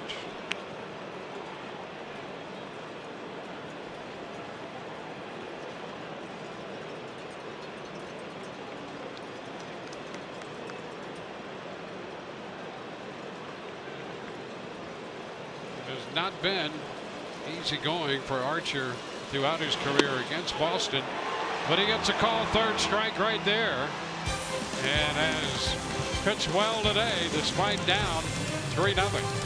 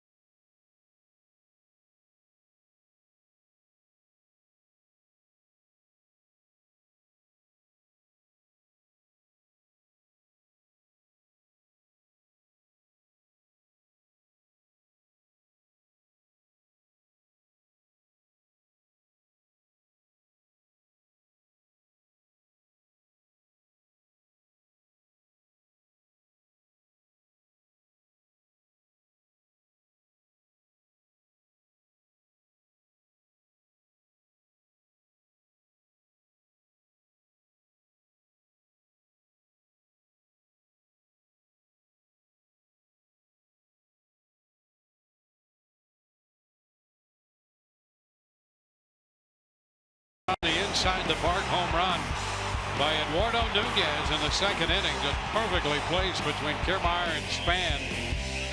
And for the Red Sox, the rest has been accomplished by the big lefty Chris Sale. Sale 5 innings, struck out 7. He's given the Rays only 1 hit, has walked 3, and the Rays will have Kiermaier, Gomez, and Crone due up here in the 6th inning, trying to get something going against the soon-to-be 29-year-old lefty.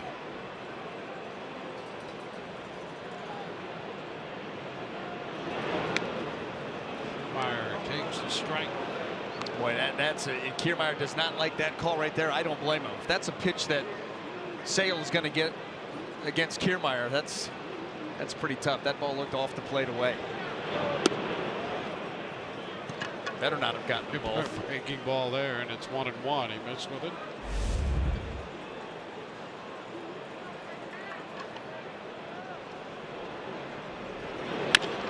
The chop, backing up. Bogarts is there to make the play, and him shaded over toward the first base side of second, and so Kiermaier is out 6-3. Well, the numbers and the graphs don't lie. When you think about a guy like Kiermaier against Sale, you think about a left-hander on a power lefty shooting the ball the other way, but they're still going to pull those guys over. Think about him rolling over that slider or trying to get out in front of a fastball. Now Carlos Gomez, strike one. Here's the other thing. What you can see in Sale, you can see him pitch. Yeah. He knows how to pitch. Got a great arm and a head for pitching as well. When you think about that, and then you combine all of that with execution, like we said earlier, he's utilizing the entire strike zone and beyond. He's pitched up, down, in, and out very effectively, able to backdoor the breaking ball like that. So he's got elite stuff, he has command, and he's got an idea how to pitch. That's elite level, otherworldly type pitching.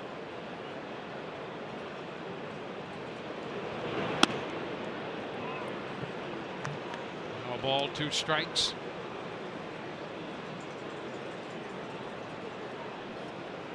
Well, the Red Sox will send some tough starters to the mound, and we know enough about that guy right there, David Price. A big cut in the miss, and Gomez is out on strikes.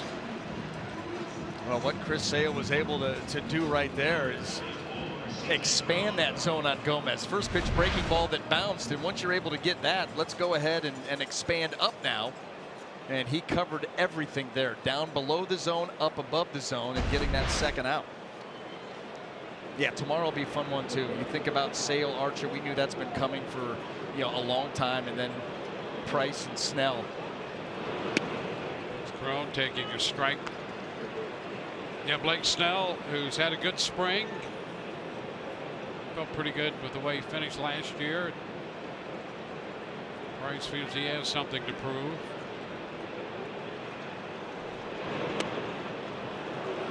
And Crone continues to have a tough time against Sale. It just has not been easy for him in his career against this guy, and that has continued today.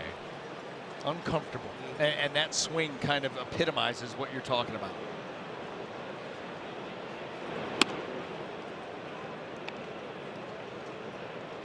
Ball, 2 strikes.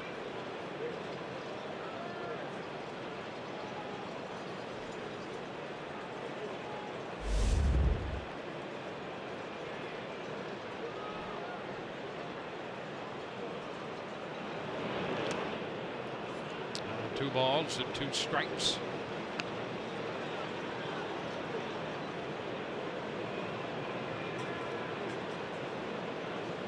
It's Wilson Ramos. He would be next if Crone keep the inning going.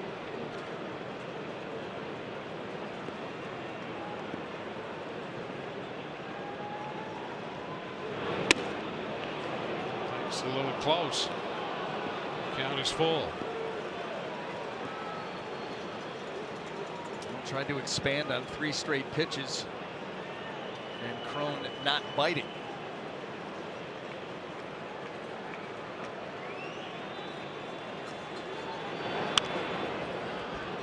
Well, the foul ball back. Here's the thing. What you do is you keep battling, and that's what Crone has done. He got down in the count. Now it's full. So you never know. Yeah, maybe that confidence level starts to creep back up a little bit. Certainly you've seen a number of pitches. Just catch one of them.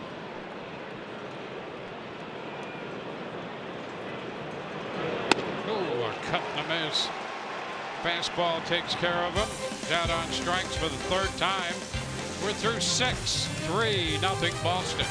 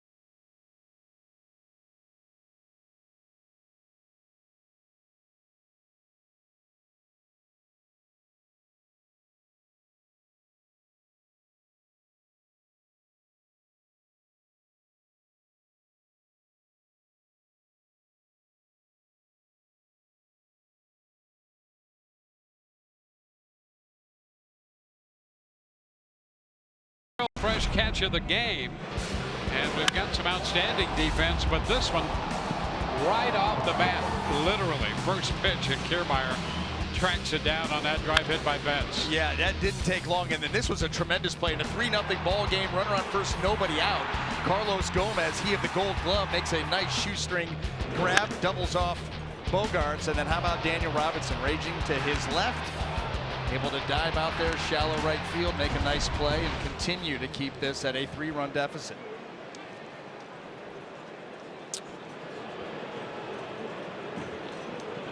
"77 pitches through 6 innings for Chris Archer, and here's Xander Bogaerts. Goes after the first pitch, pops it up, foul ball that will carry out a play. So the Rays start to get some action in the bullpen. Austin Pruitt is up.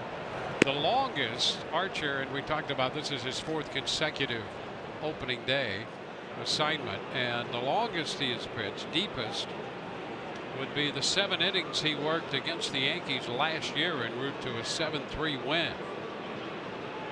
The foul ball out of play, and Mr. Anderson, it's my firm belief that the deepest any pitcher has ever worked for the Rays opening day is your good friend Albie Lopez, who I think pitched 8 innings.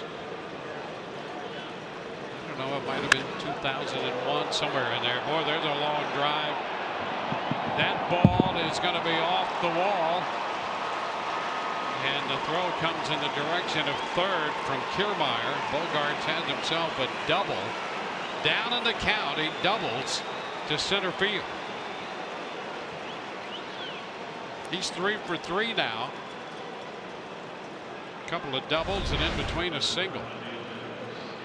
Boy, and this fastball up above the belt does a nice job of, again, keeping that bat in the strike zone and making solid contact. And anytime you're able to get the ball over the head of Kevin Kiermaier and keep it in the yard, you have hit that ball extremely hard. And I think Chris Archer right there, as he yanks the glove off and looks to spike it, he thought that ball was gone.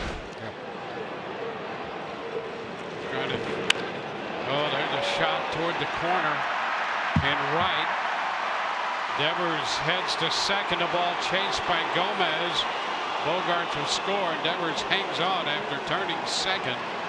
So back-to-back doubles on consecutive pitches. Red Sox on the board again, and suddenly it's 4-0. Well, Rafael Devers takes advantage of what looked to be a slider down and in. Always a dangerous location against a left-handed hitter. And this ball yanked down and in, and he just drops the head Boy, nice finish and follow through on that swing. And instead of hooking that ball foul, he's able to drive it up the line, keep it fair. So back-to-back doubles here. Chris Archer will call it a day as Kevin Cash comes out to make the call to the bullpen. Brought to you by the Florida Lottery.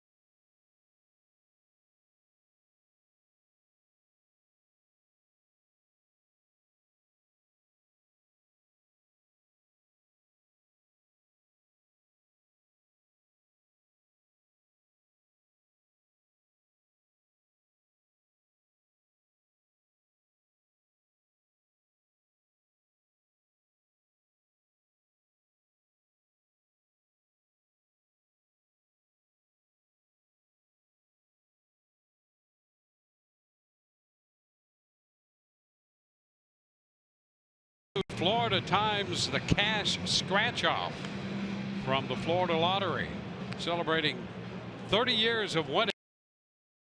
Top prize ever, $15 million. The Florida Lottery. It's your ticket. Claim it. Must be 18 or older to play. Play responsibly. Line for Chris Archer, not yet complete, but 4 runs, responsible for a man on, 6 innings plus 6 hits, 6 strikeouts, and a walk. And Austin Pruitt will inherit a base runner. He faces Eduardo Nunez. First pitch is a strike. Well, he did what he could. You know, Chris Archer gave up those 3 runs early and then really matched Chris Sale pitch for pitch in trying to keep the Rays close. Now needs some help from the pen. Drop to short. They'll hold the runner in second. Echeverria takes care of Nunez for the out. Yeah, that's a big one there, because this run, you know, 4-0 still not ideal. 5-0 would be very bad. And so you get that first out, no advancement. Great start here for Pruitt.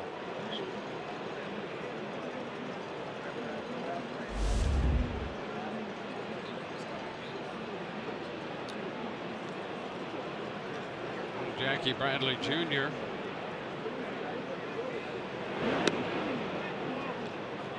One ball, no strikes.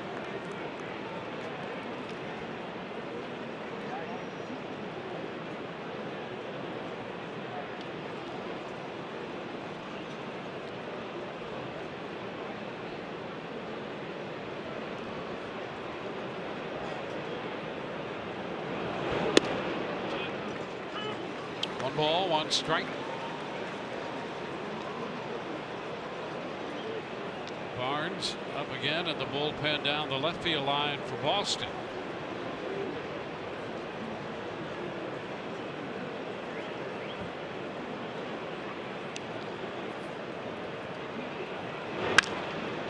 Popped up left side. Maria angled, but Duffy makes the call from third. That will be out number 2. Well, there's the bullpen. and it breaks down those who could be multi-inning performers and those who tend to be the short relief guys. Well, and it'll be the job of Kyle Snyder and Kevin Cash, among others, to piece that all together. You can see you've got Ryan Yarbrough, a lefty for a multi-inning guy, and Jose Alvarado, the hard-throwing lefty for a short-inning guy. A lot of righties in between, different styles, and all of them capable of pitching 2, 3, maybe up to 4 innings. Chop is short, handled by Maria, and that takes care of Boston in the 7th. They score a run, 7th inning stretch time, 4-0 Boston.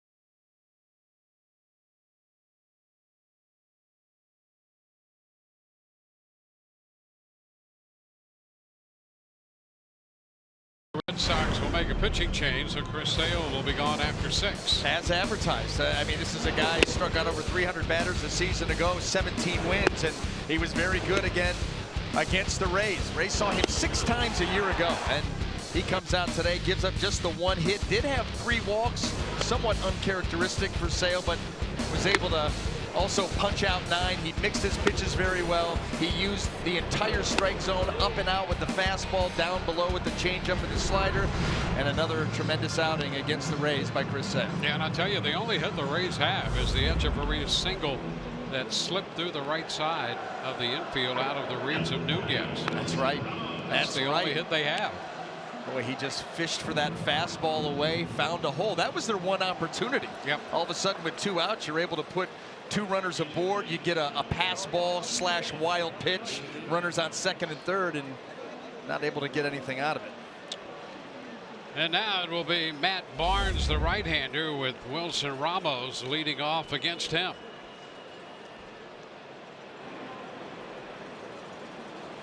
Ramos is grounded out and a fly ball to center.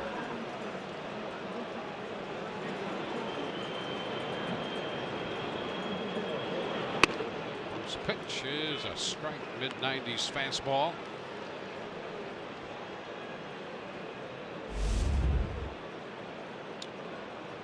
Home run in his career for Ramos against Barnes. He's 2 for 4 off him. Ramos had 2 career home runs against Sale. This one picked up by Devers in 3rd. So 1 away here in the bottom of the 7th inning. And let's again check in with Michelle. Thanks, Dwayne. Well, this past offseason, Major League Baseball recommended to all Major League Baseball teams that at their stadiums they should extend the protective netting that goes beyond the dugout instead of just stopping right in front of the dugout, so on the outside end of the dugout instead of the inside. And guys, for you fans who like to get autographs, the best place to do that is still right at the corner where the Raymond James sign is. So nothing changes for that, just a little bit more protection for the fans. Guys? Yeah, and it just seems like such a common sense idea. It's really a great idea, and I think most fans agree that they're not obstructed, that netting, and in some cases netting can be so fine but still protective that it's not an issue. And boy, it makes all the sense in the world. Denard Span up here. 1-1 the count.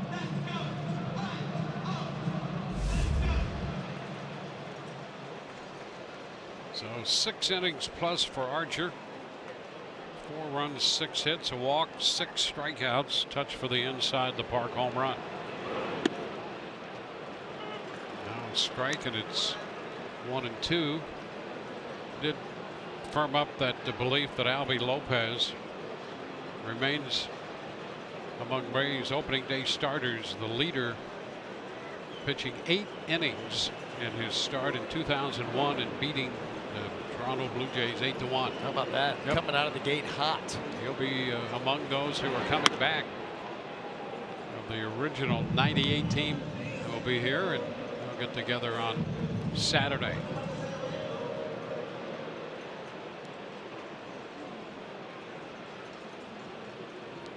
Two.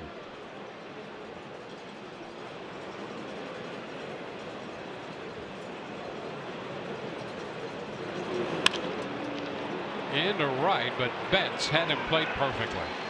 A couple of steps is all it took. The Span lines out. 2 up and 2 down.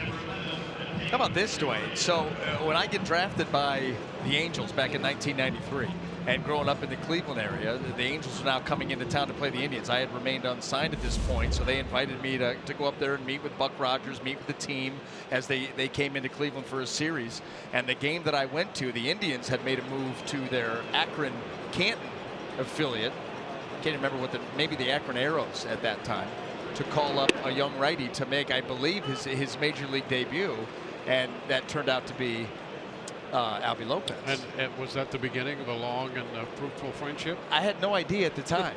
I had no idea where it would take me. Took me to some dark places, but it was the beginning of a long friendship. I just wondered if the two of you could still be in each other's company come Saturday night here. There's a good chance. What could happen? Well, a good chance you may be doing the last 4 or 5 innings solo. Yeah, it'd be tough. It may not be a bad thing. Might be better than having both of you at the same time. That'll be fun. That'll be some camaraderie, and we'll look back at the '98 team. I can't wait for it, because a lot of these guys, we were all in the same boat. You know, I was on the '98, with the Diamondbacks. Mm-hmm. So it just, obviously a few time zones away, going through the same exact thing with that generation of player, which was my guys. Yeah. That '98 team got off to a pretty good start. They peaked early. They were 10-6, and that was a high water mark. 4 games over. There you go. He checked. 2 balls, 2 strikes. Take a look at this. Did he go? Nice check right there. It certainly was.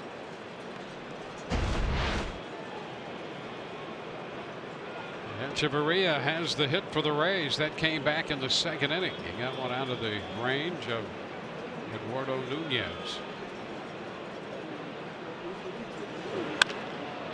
Into center field. That's going to send Bradley Jr. back, but he will have room to make the catch, and the Rays are up and down 1, 2, 3 in the 7th.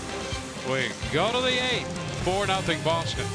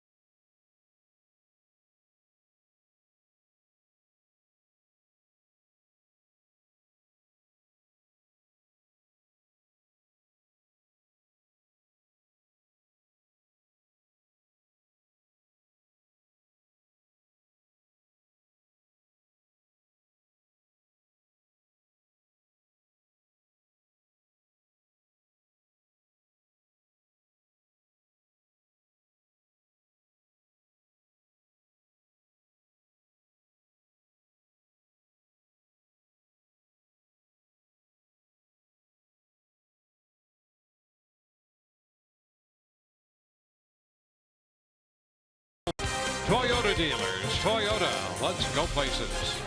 And by your local Honda dealers. Some shots from the first game in franchise history back in '98. That would have been also a March opener, March 31st in '98. In 20 years of baseball, this is becoming year number 21 in Tampa Bay history. Mookie Betts gets off top of the order due to strike. Boston Pruitt came on with a man at second and nobody out in the 7th inning. Got the next 3 hitters. A couple of ground balls sandwiched around a pop to third. And he's quickly ahead of Mookie Betts, 0-2. See Joe Kelly warming up in the Boston pen. He of the fastball that will reach triple digits. Base hit, popped right back through the middle. Comes on an 0-2 delivery. Mookie Betts picks up his first hit. Well, a new season of Friday night parties at Tropicana Field starting tomorrow night when the Rays take on the Red Sox. Visit your local 7-Eleven. Pick up a coupon for a $7.11 tickets. Also enjoy $5 Bud and Bud Lights on the Budweiser porch. Ages 21 and over. Please drink responsibly.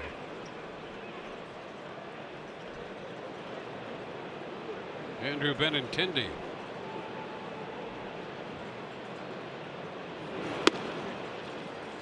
That's a strike. Benintendi retired on a very good play by Robertson in the 6th. 2 ground ball outs and a pop to first by Benintendi in this game.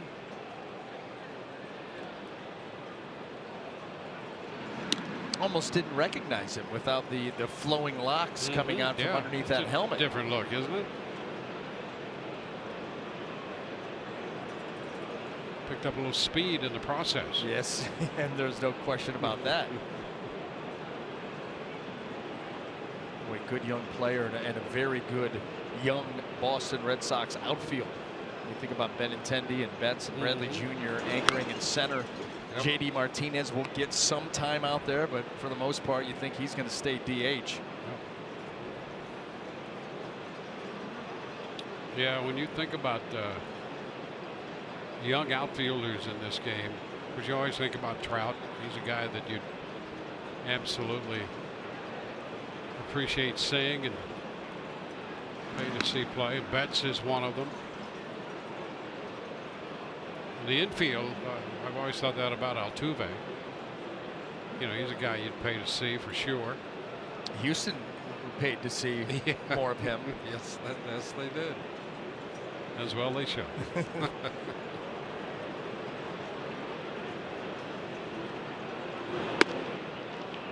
He just missed. It's pretty close. 2 balls and a strike. Yeah, and that's a big pitch there. We talked about it earlier in the game, the difference between a 2-1 count and a 1-2 count. Yep. All the options that come off the table if you fall behind, and that certainly could have been called a strike.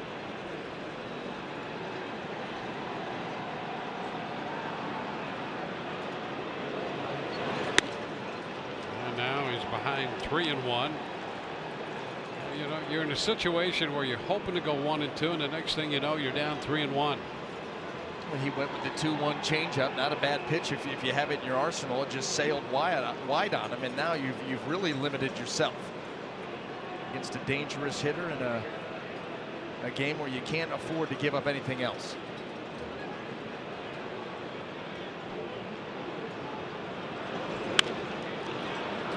Foul ball out of play. Will run the count full.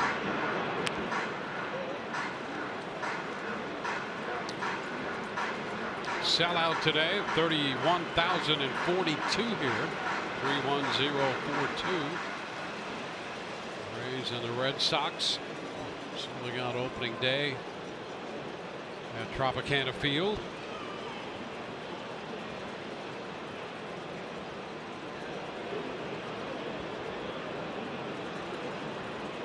Runner goes. Pitch is fouled back. Betts was moving on the full count pitch. Well, this Boston team a season ago finished third in the American League in stolen bases. We talked about the lack of power, the lack of the long ball, but they did run quite a bit. Betts leading the way. Yeah, 26.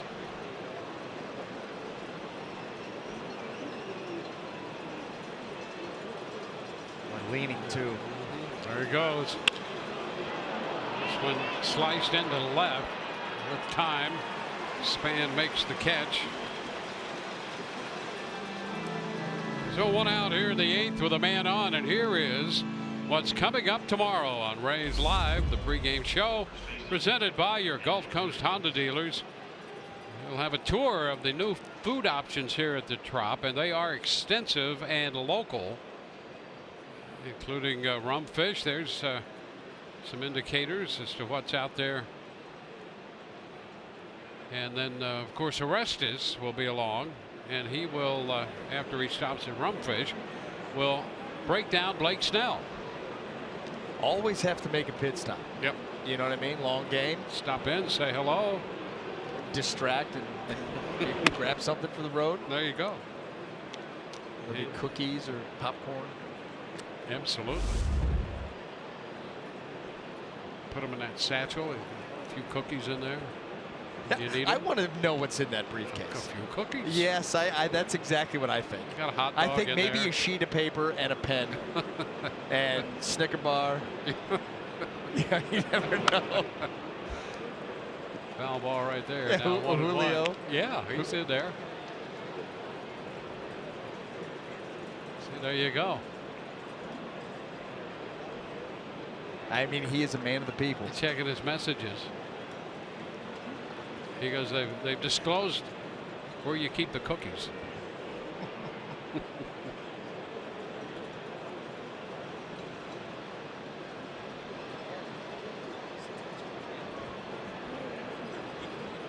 Betts at first, one away, and he draws the throw. You look over there, he's anxious to be on the move. You see that? How about that percentage? Yep. Take that all day long.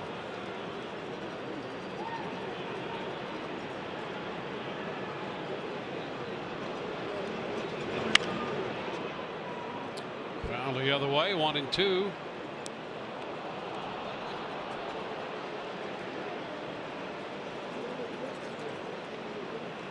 Austin Pruitt in relief of Chris Archer.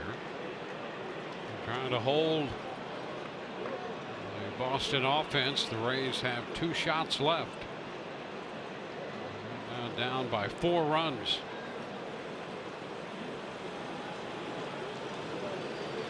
13, now he's shortened it to 12.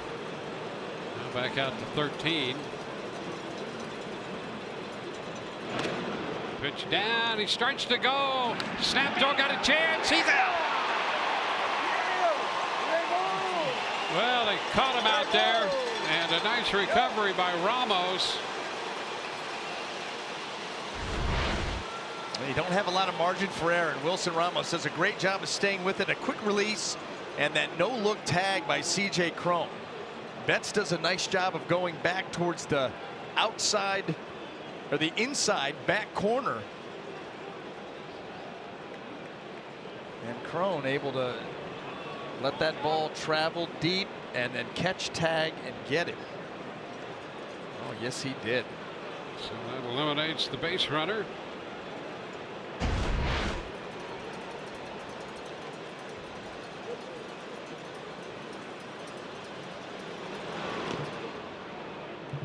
Now it'll go full to Ramirez. He's up there now. Bases empty, 2 gone.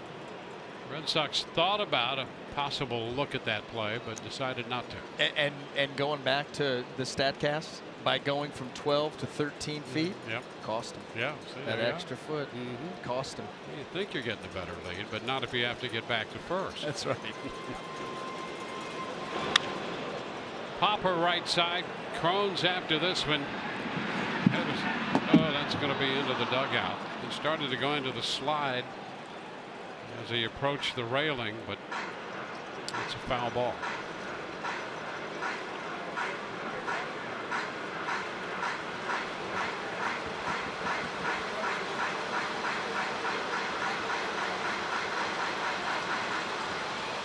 Rays have been out hit 7-1.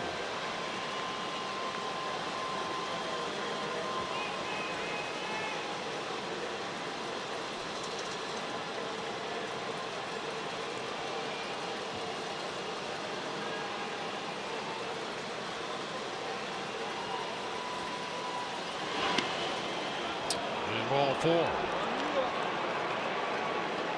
Ramirez extends the at bat, draws the walk.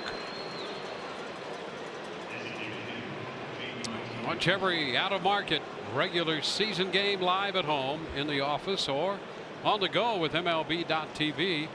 Your subscription includes MLB At Bat Premium, allowing you to watch live baseball on your favorite supported devices. Blackout and other restrictions apply. Visit MLB.tv for details. And have you looking in today as Austin Pruitt faces J.D. Martinez. Cut and a miss. Strike one.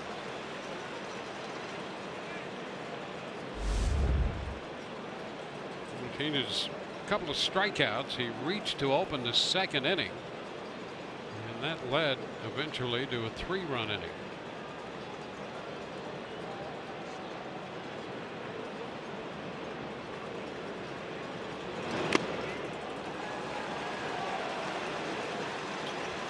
Two.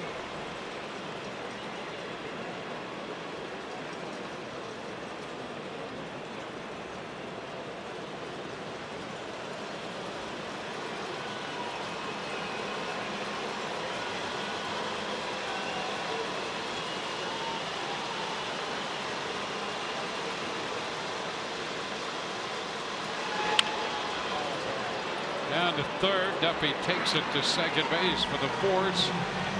On to the bottom half. The home half of the 8th we go. 4-0 Boston.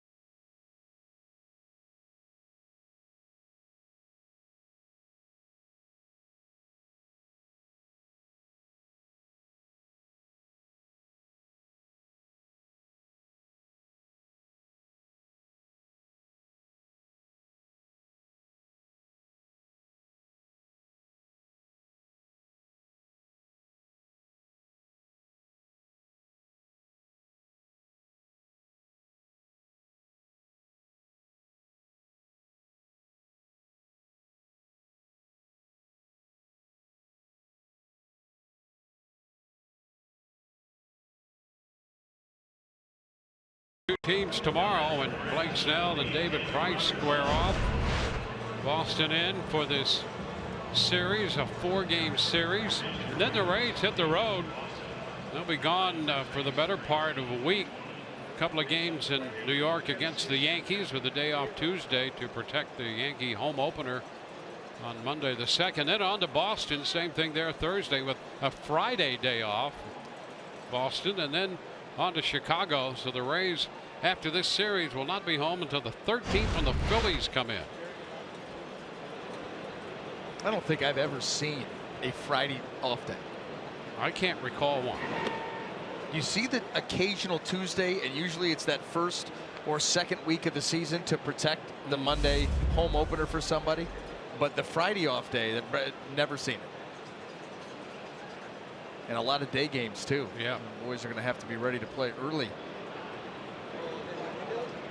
Joe Kelly out there, 1-0 the count on Daniel Robertson. The pitch is upstairs, 2-0. I do recall, as Mitch Moreland plays first, actually a couple Saturdays off. Oh wow! In San Diego, when they played in the old stadium out there. Late in the season, they had some Saturday night football, and they'd make a quick turnaround. So we'd be out there back in the Houston days. The Astros would go out to play the Padres, and for a couple of years, like every other year, there was a Saturday off in San Diego.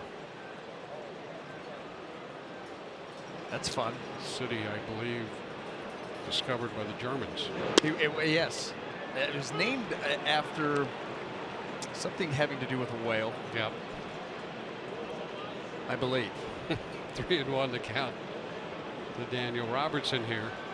But that was great. With Saturday night off, play Friday night. You knew you had a full day Saturday, and then come back play Sunday. It happened a couple times over a span of 3 or 4 years. Robertson takes a strike. 3-2. Look at that pitch. Borderline, looked to be the two-seam. 96 right at the kneecaps.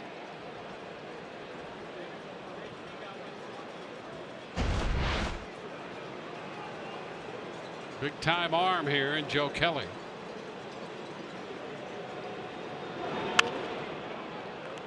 It's foul the other way. That fastball easily in the mid-90s. And as you pointed out, sometimes triple digits. Yep.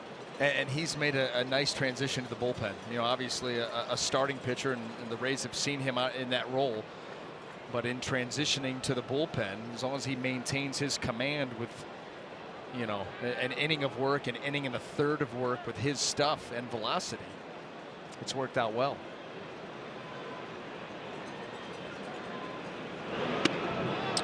And ball 4. So Robertson draws a leadoff walk. Now that's what you need. That command, a little bit elusive here on his first hitter. Runs that ball up and out of the zone, and there's a leadoff walk, Dwayne. Well, let's see if the Rays can take advantage of that, as the Red Sox did when they scored 3 back in the second inning after a leadoff walk. Rob Refsnyder, who's the DH, in the box right now.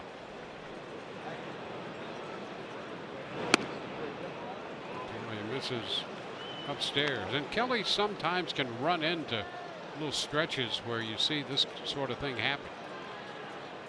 There was a game a few years ago where he was a starter and was as dominant as we've ever seen a guy through 5 innings. And then it unraveled in a hurry. He couldn't even get guys up, warmed up quick enough. He was a completely different guy. Yep.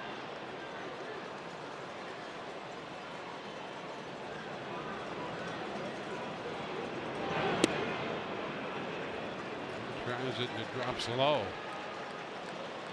2-0.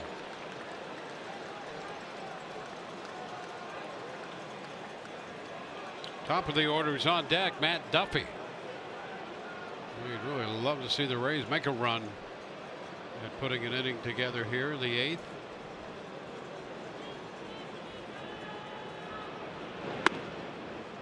Now a strike on a fastball. And in at 98.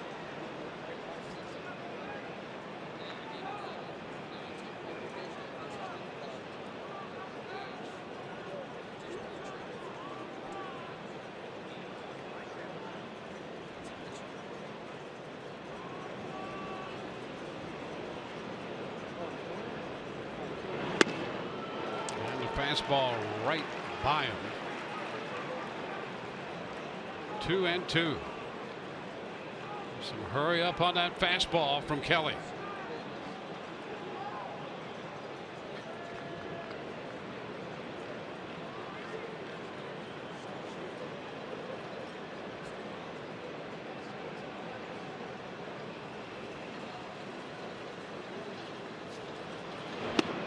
And strike 3 call. Red Snyder not happy. Caught the corner, says Jeff Nelson. Christian Vasquez goes out and gets this. That looks to be a sinker very close to the corner. He's able to get it, keep it right in the middle of his body, and get the call from Jeff Nelson. 10 strikeouts for Boston pitching. Sale had 9.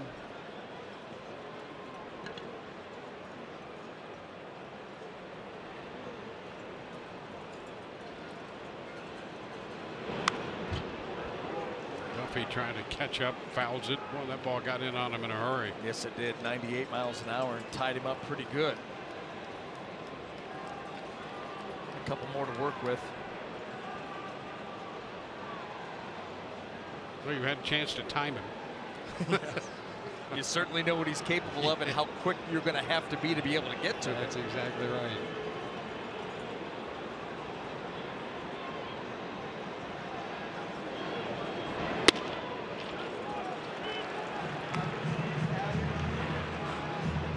Oh, 2.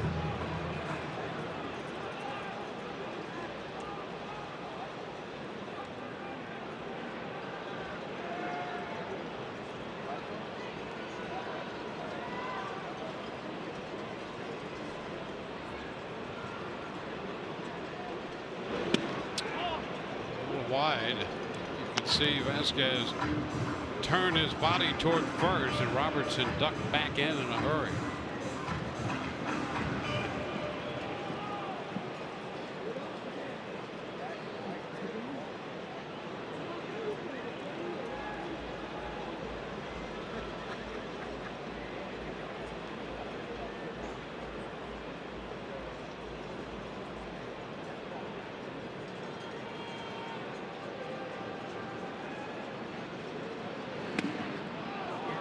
Bit wide, takes it to 2 balls and 2 strikes. Pretty close. Very similar to the pitch that he was able to get Ref Snyder on. This one just a little bit further off, and Vasquez does as much as he can, but Jeff Nelson not buying it.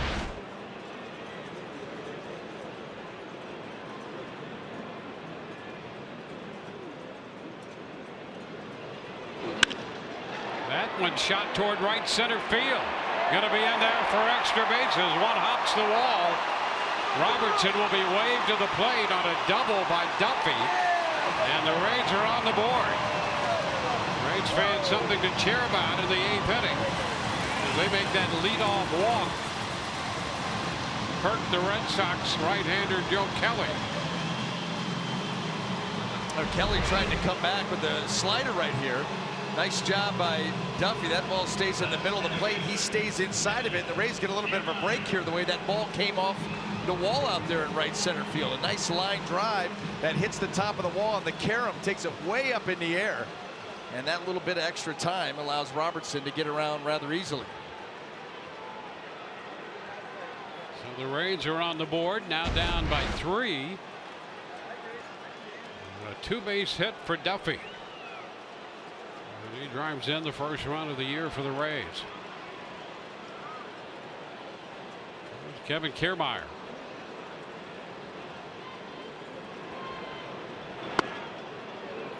This one leans away. No ball, no strikes.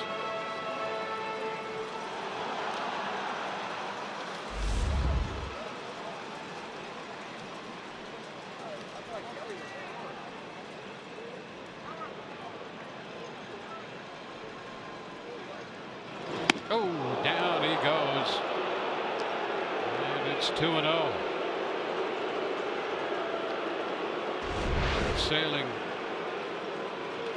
up and a bit in. Or anything up near the head, and these hitters not very fond of that. You don't blame them. I'll tell you, you'd love to see Kiermaier get aboard. Gomez on deck. He has a history of some success against Kelly.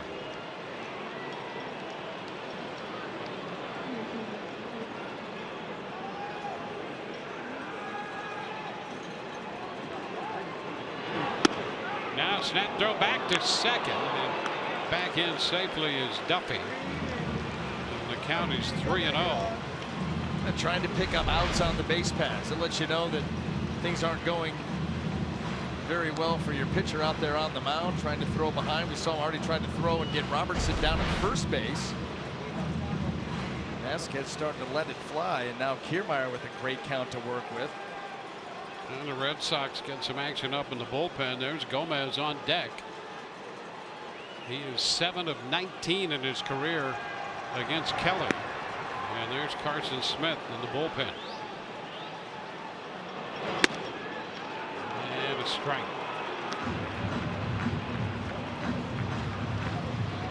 Three and one.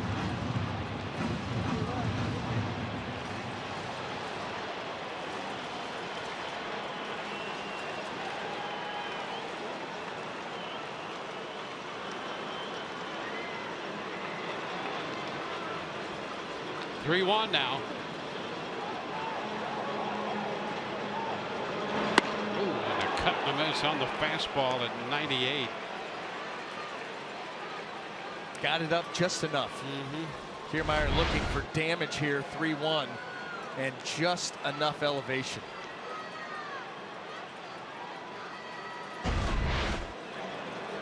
So Kelly's come back to go full on Kiermaier. Rays with a run home, a man in scoring position with one out.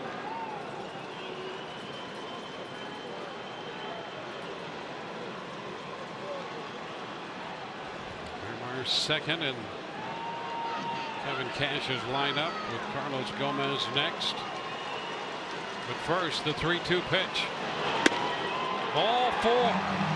He missed inside, and the Rays will get Gomez to the plate, and with him the potential tying run. Gomez 0 for 3 today, and the Red Sox are going to talk it over on the mound.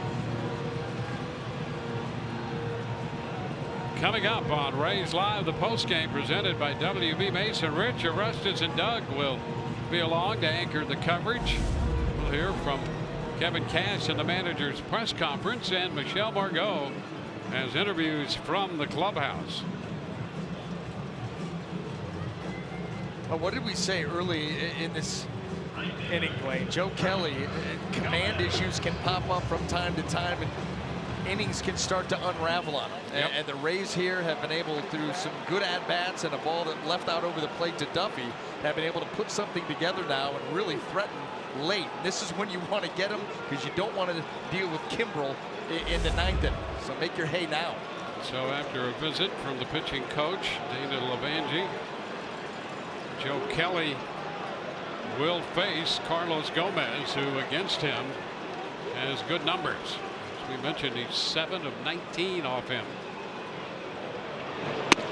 And the first pitch is a strike. 98 on the fastball.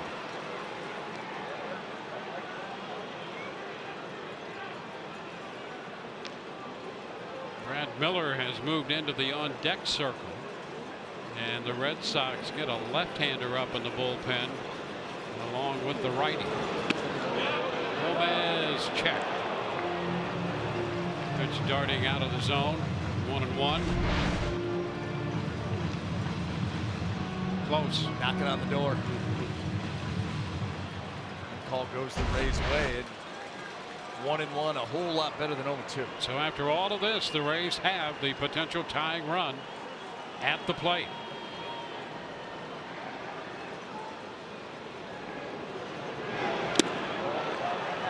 And a cut and a miss takes it to 1-2.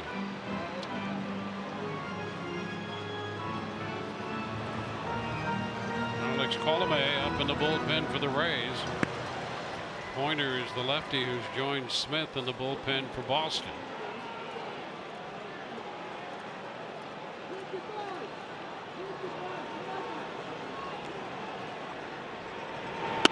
Upstairs. 2-2.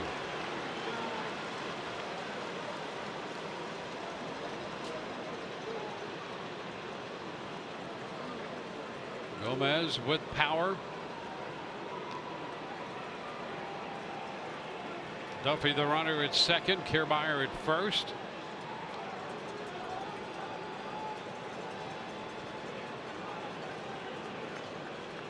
His offense putting some pressure on the Red Sox pitching staff, really for the first time today. They left a couple men on in the second, but that was it. Threat came with 2 outs.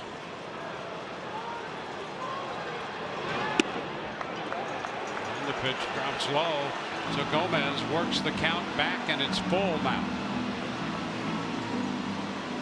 Joe Kelly just has not had very good command here, and you figure in theory at least Carlos Gomez is going to get a pitch to handle here, and if not, you take your base and load him up. 3-2 count. Here it is. Ball 4, and the bases are loaded. So the Rays have the bases loaded. With Cron due, he'll be lifted, and Miller will be announced as the pinch hitter for Cron. So Brad Miller has been announced. Alex Cora comes out to make a call to the bullpen. Brought to you by the Florida Lottery.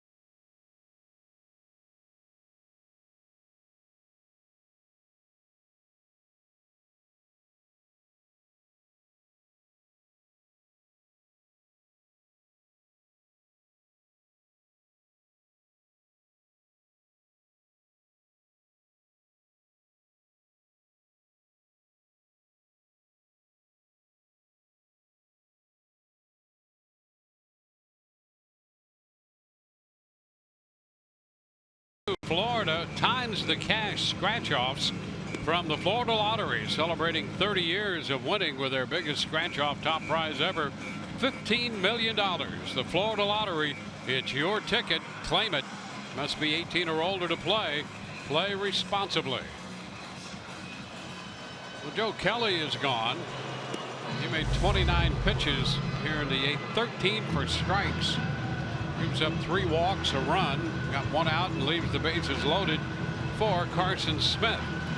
Oh, Carson Smith, the long return from right elbow surgery, and he's thrown a grand total of 9 1/3 innings over 2016, 2017. And he is called on in a very tough situation here. You've got the bases loaded, 1 out, and you've got the very dangerous Brad Miller at the plate.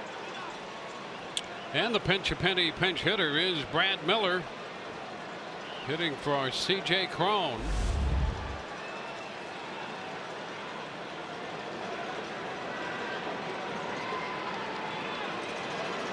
Well, Miller finds himself in a big spot with the Rays down 4-1. And the pitch is a strike. Fastball on the inside corner. Carson Smith, 6 feet 5 inches tall, another unique arm angle. Not very traditional 3/4, kind of slings the ball up there at home plate.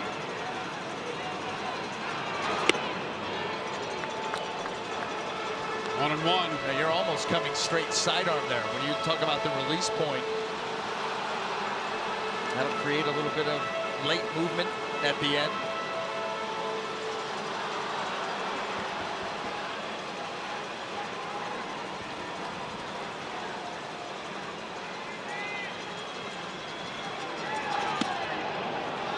This is in. 2-1. Boy, this is going to be a big pitch coming here.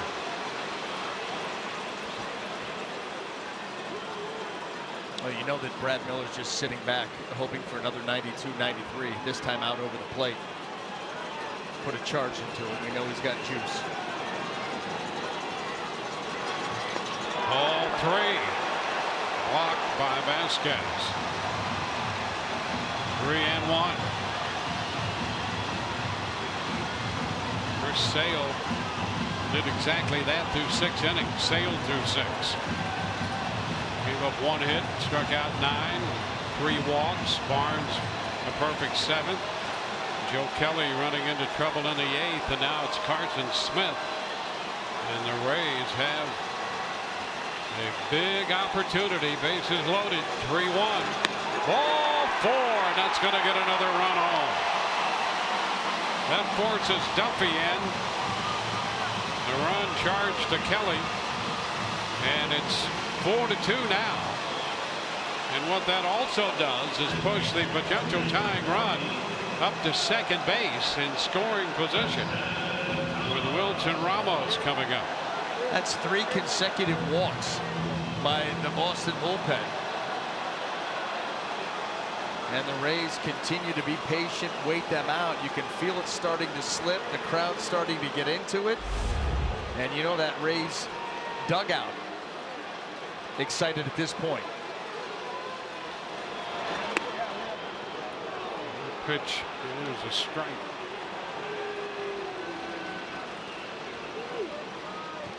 Ramos facing Smith for the first time.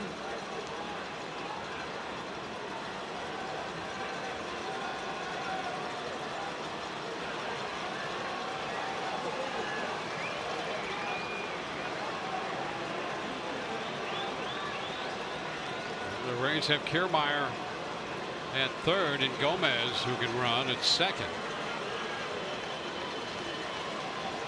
This is just a well-placed ground ball, base hit away from being a tie game. Ooh, on the outside corner. And it's 0-2. Might be the best pitch of the inning so far for the Red Sox bullpen. See that extreme arm angle, and he lays it right out there. Good velocity right on the edge.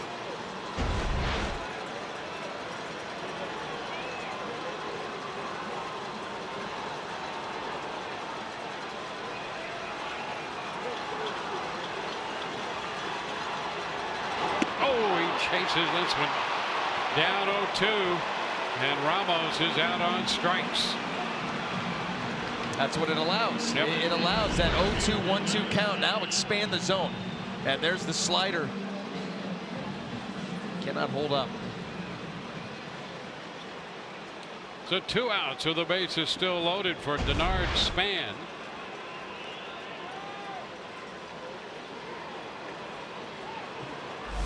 Ramos was getting his first look at Smith. Smith took advantage of that. Now Span, the lefty, left-handed hitter, gets his first look at the right-hander. And you saw those numbers with runners in scoring position. He was able to, being the veteran that he is, to lock it in and be clutch.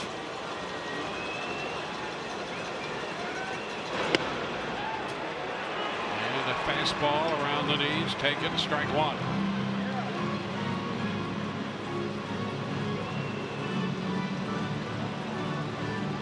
Outfield not overly deep with Span at the plate. Pulled in a bit. Shaded toward the left side.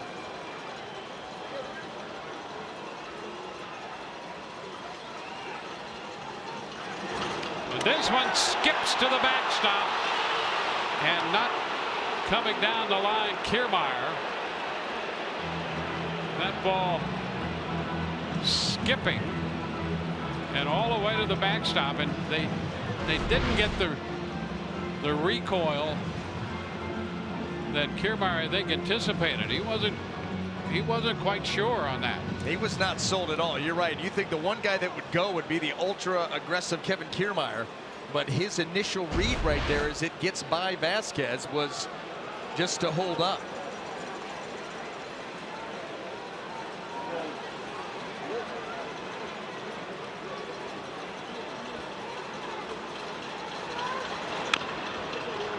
foul at Span's feet. Unless he saw that, you just don't. We don't have obviously a camera angle from Kevin Kiermaier's view, but you see that ball initially yanked by Carson Smith, and you're like, go. Yep. You can go. But Kevin Kiermaier, he had a good look at it as he was coming down in foul territory. He had a good look at it, and whatever he saw told him hang tight. Well, he is an active catcher back there. Vasquez does move, thinking that maybe he got in front of that or deflected it enough. Yeah. It's a quick decision to make. This one down. 2-2.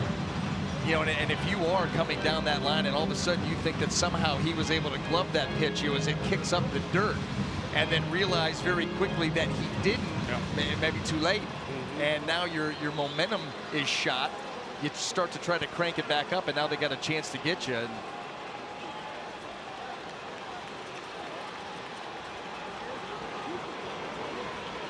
2-2. Way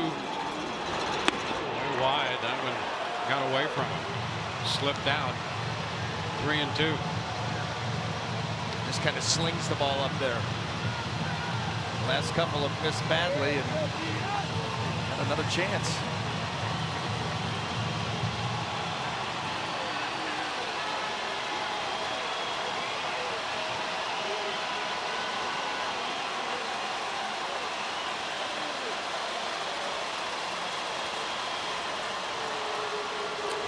Taking advantage of 4 walks in the inning. Their hit is a double by Duffy.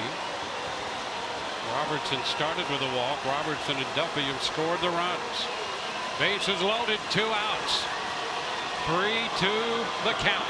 Runners go, and it's foul. Well, a good matchup here in a battle between Span and Smith.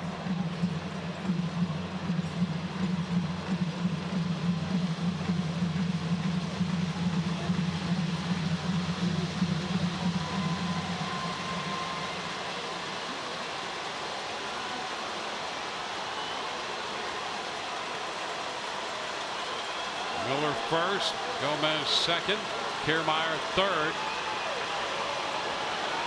Again the 3-2.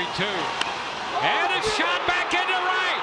Well tagged. That ball's going to be off the wall. One hops the wall. Kiermaier scores. Gomez scores. Span's going to go to third. Miller has scored. The throw gets by, and Span's going to hang on at third. And the Rays take the lead. How about that? What an at-bat for Span as he lined it against the defense and one hop the right field wall. All the way to third he goes. 5-4 Rays now.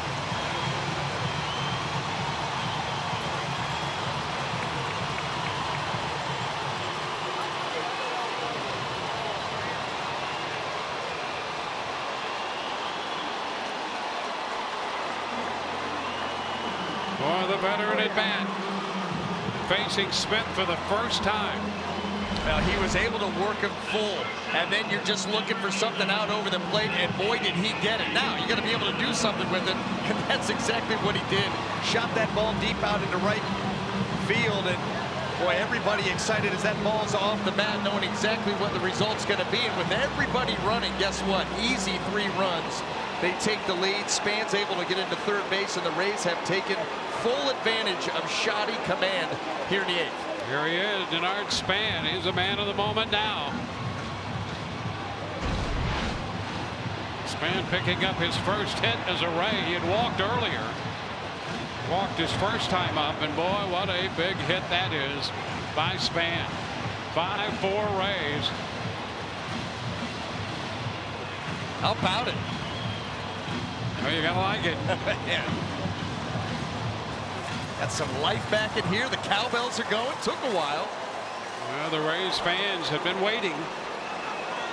They've been patient against the tough lefty Chris Sale. They take advantage of the Boston bullpen and the inability to throw strikes. There's a pitch a little wide to Echeverria. Yeah, I know this is one game, but boy, that's got to be concerning. You're thinking about your back end of the bullpen guys. It's one thing to go out and just have an off day and get hit. It's another to walk the yard, and that's exactly what Boston did, opening up the door for the Reds. And they've kicked it in. With ball 2-0. Well, the Rays have put up 5 in the inning. They've done it on 2 hits and 4 walks. Their hits, extra base hits, a double and a triple.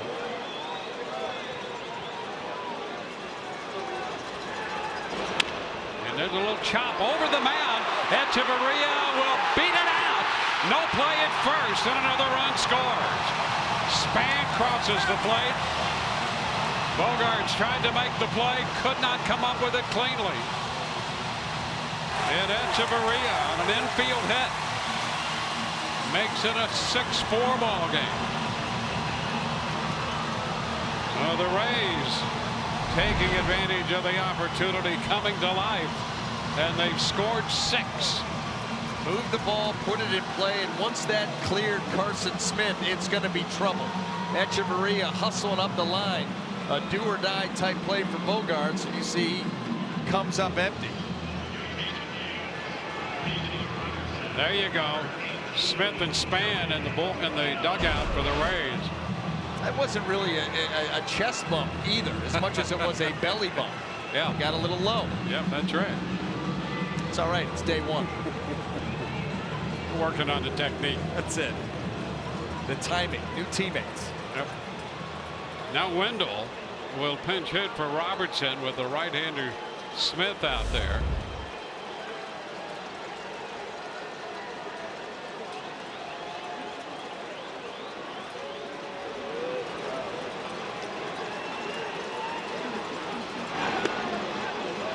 Pitch is a strike.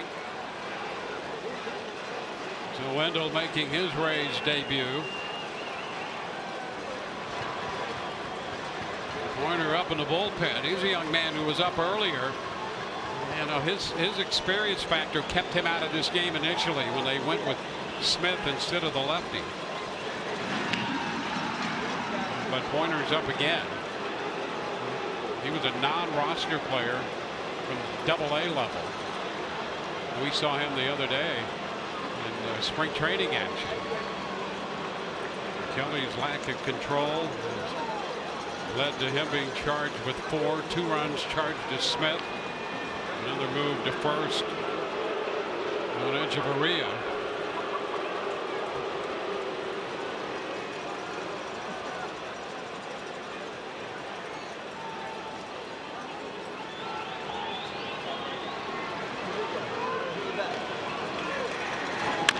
High chop charged by Bogaerts. He gloves and throws to retire the side. Rays send 10 men to the plate in the 8th to overcome a 4-run deficit. The big blow, the triple by Denard Span. And at the end of 8, the Rays have built a 6-4 lead.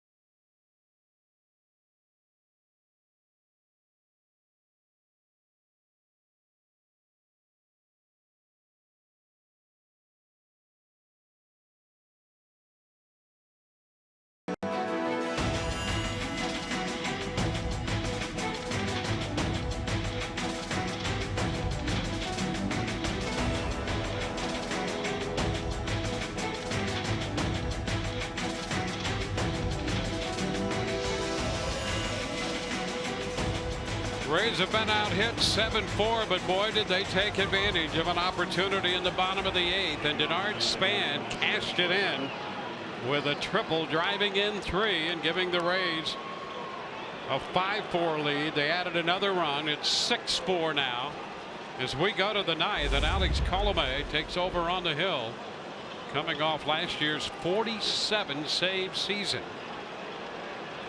Other changes as well defensively, but go ahead. No, I was just going to say that extra run on that chopper, taking it from 5-4 to 6-4, a little bit of breathing room here for Alex Kiermaier. And you see Brad Miller at first, Joey Wendell at second, and Malik Smith taking over in left here in the 9th inning. Well, a lack of control, but some good at bats. And you can't say enough about the at bat that Denard Span had. That was a veteran at bat, quality at bat, and you feel good for him and the team. Absolutely. Welcome to the club. As Xander Bogaerts takes the first pitch from Kiermaier for strike 1. Kelly gave up 4. Smith charged with 2. So Smith and Pruitt are the pitchers of record right now. Been a good day at the plate for Bogaerts. 0-2. Bogaerts with 2 doubles and a single sandwiched in between. How about those numbers for him against Kiermaier? You don't see a lot of that. 5 of 13. Into center field. Kiermaier backing up, 1 away. So 1 gone here in the 9th. Bogaerts trying to choke up a little bit there too. Shorten up, put the ball in play. Hit a line drive, but it was right at Kevin Kiermaier. Rays 2 outs away. Rafael Devers will be the hitter.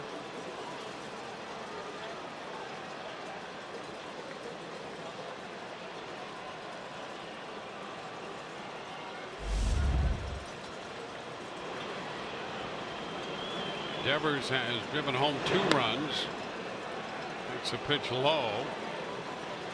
Moving a run back in the 2nd. The first run of the game with an infield hit, the ground ball, actually an infield out to short. He doubled in a run in the 7th inning. There's a strike. 1-1.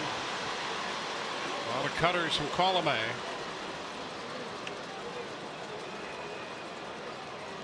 Oh, what a year last year. 47 saves. Team won 80 games. Yeah. I listen. He is a workhorse out of the pen. He doesn't waste a lot of pitches. You know, he'll throw that cutter, keep it up on the same plane and cut it. Get on top of it, acts more like a little slider. Attack, obviously, with the fastball, and he's been doing it now for a couple of seasons at a very high level for this Rays ball club.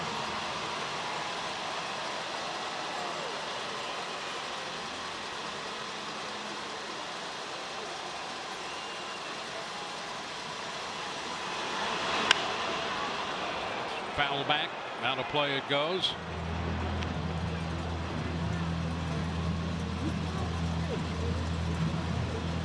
An all-star back in 2016.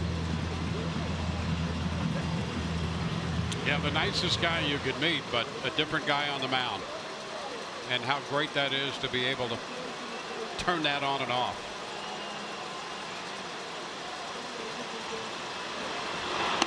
Way upstairs.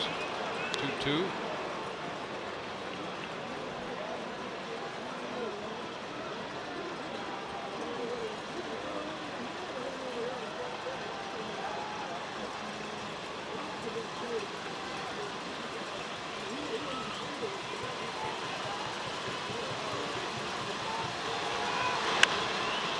Chop. Wendell, gloves, quick throw, 1 hops in, and scooped by Miller. Miller scooped it out on a short hop. That ball was challenging from the time it left Devers' bat. Yeah, Wendell kind of rushed the throw right there and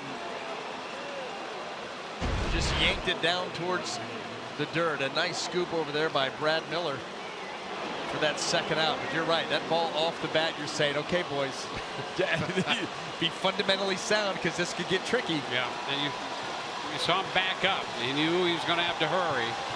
And that low throw, but scooped by Miller. So 2 gone. Eduardo Nunez, who hit the inside the park home run back in the second. Leans away and steps out. 1 ball, no strikes.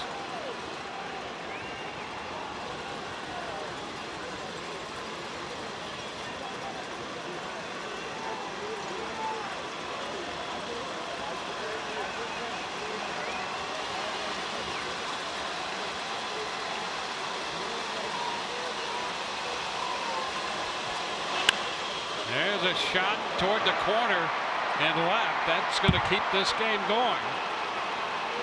Malik Smith with the pickup. Nunez doubles. So he continues to be a nemesis for the Rays. A 2-out double by Nunez. That ball just stays in the middle of the plate, and Nunez is able to get out around it and kind of sweep it down into the corner. Level out that swing.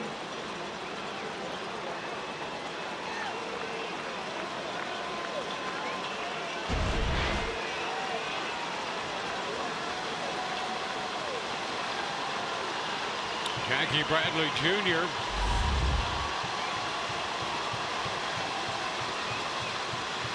He's 0 for 3. And the first pitch to him, and it's a strike.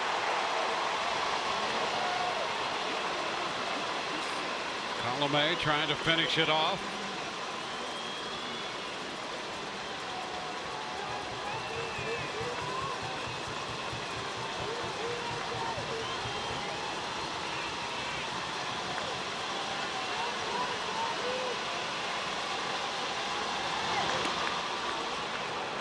Down 1-1. Well, to our South Florida cable viewers, you can watch the remainder of the Rays game on Fox Sports Go app. So visit the App Store to download Fox Sports Go on your device.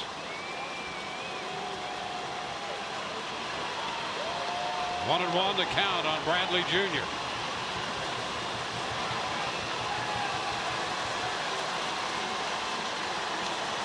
Rays scored 6 in the 8th to take a 6-4 lead. And a swing and a tap foul. Now 1-2. With 2 outs, the Red Sox have placed a man at second on the Nunez double. That's where that extra run comes in. Oh, can you imagine? No. Now the guy's in scoring position with a potential tying run.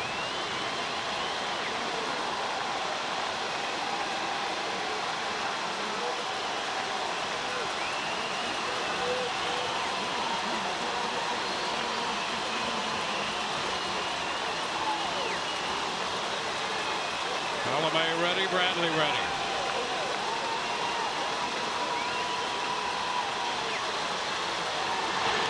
Yeah, nice cover up by Ramos. I like the enthusiasm, D-Wayne. That ball yanked down into the dirt. Wilson Ramos, much more like a cat right there than a buffalo. It's a buffalo cat.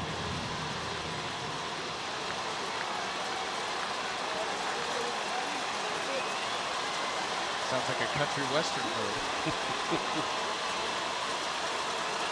Well, here we go now. 2 balls, 2 strikes. Ground ball right side. Wendell gloves, throws. Rays win the opener. Great come from behind win for the Rays. Bradley grounds out 4-3. Pruitt's going to get the win. Smith the loss.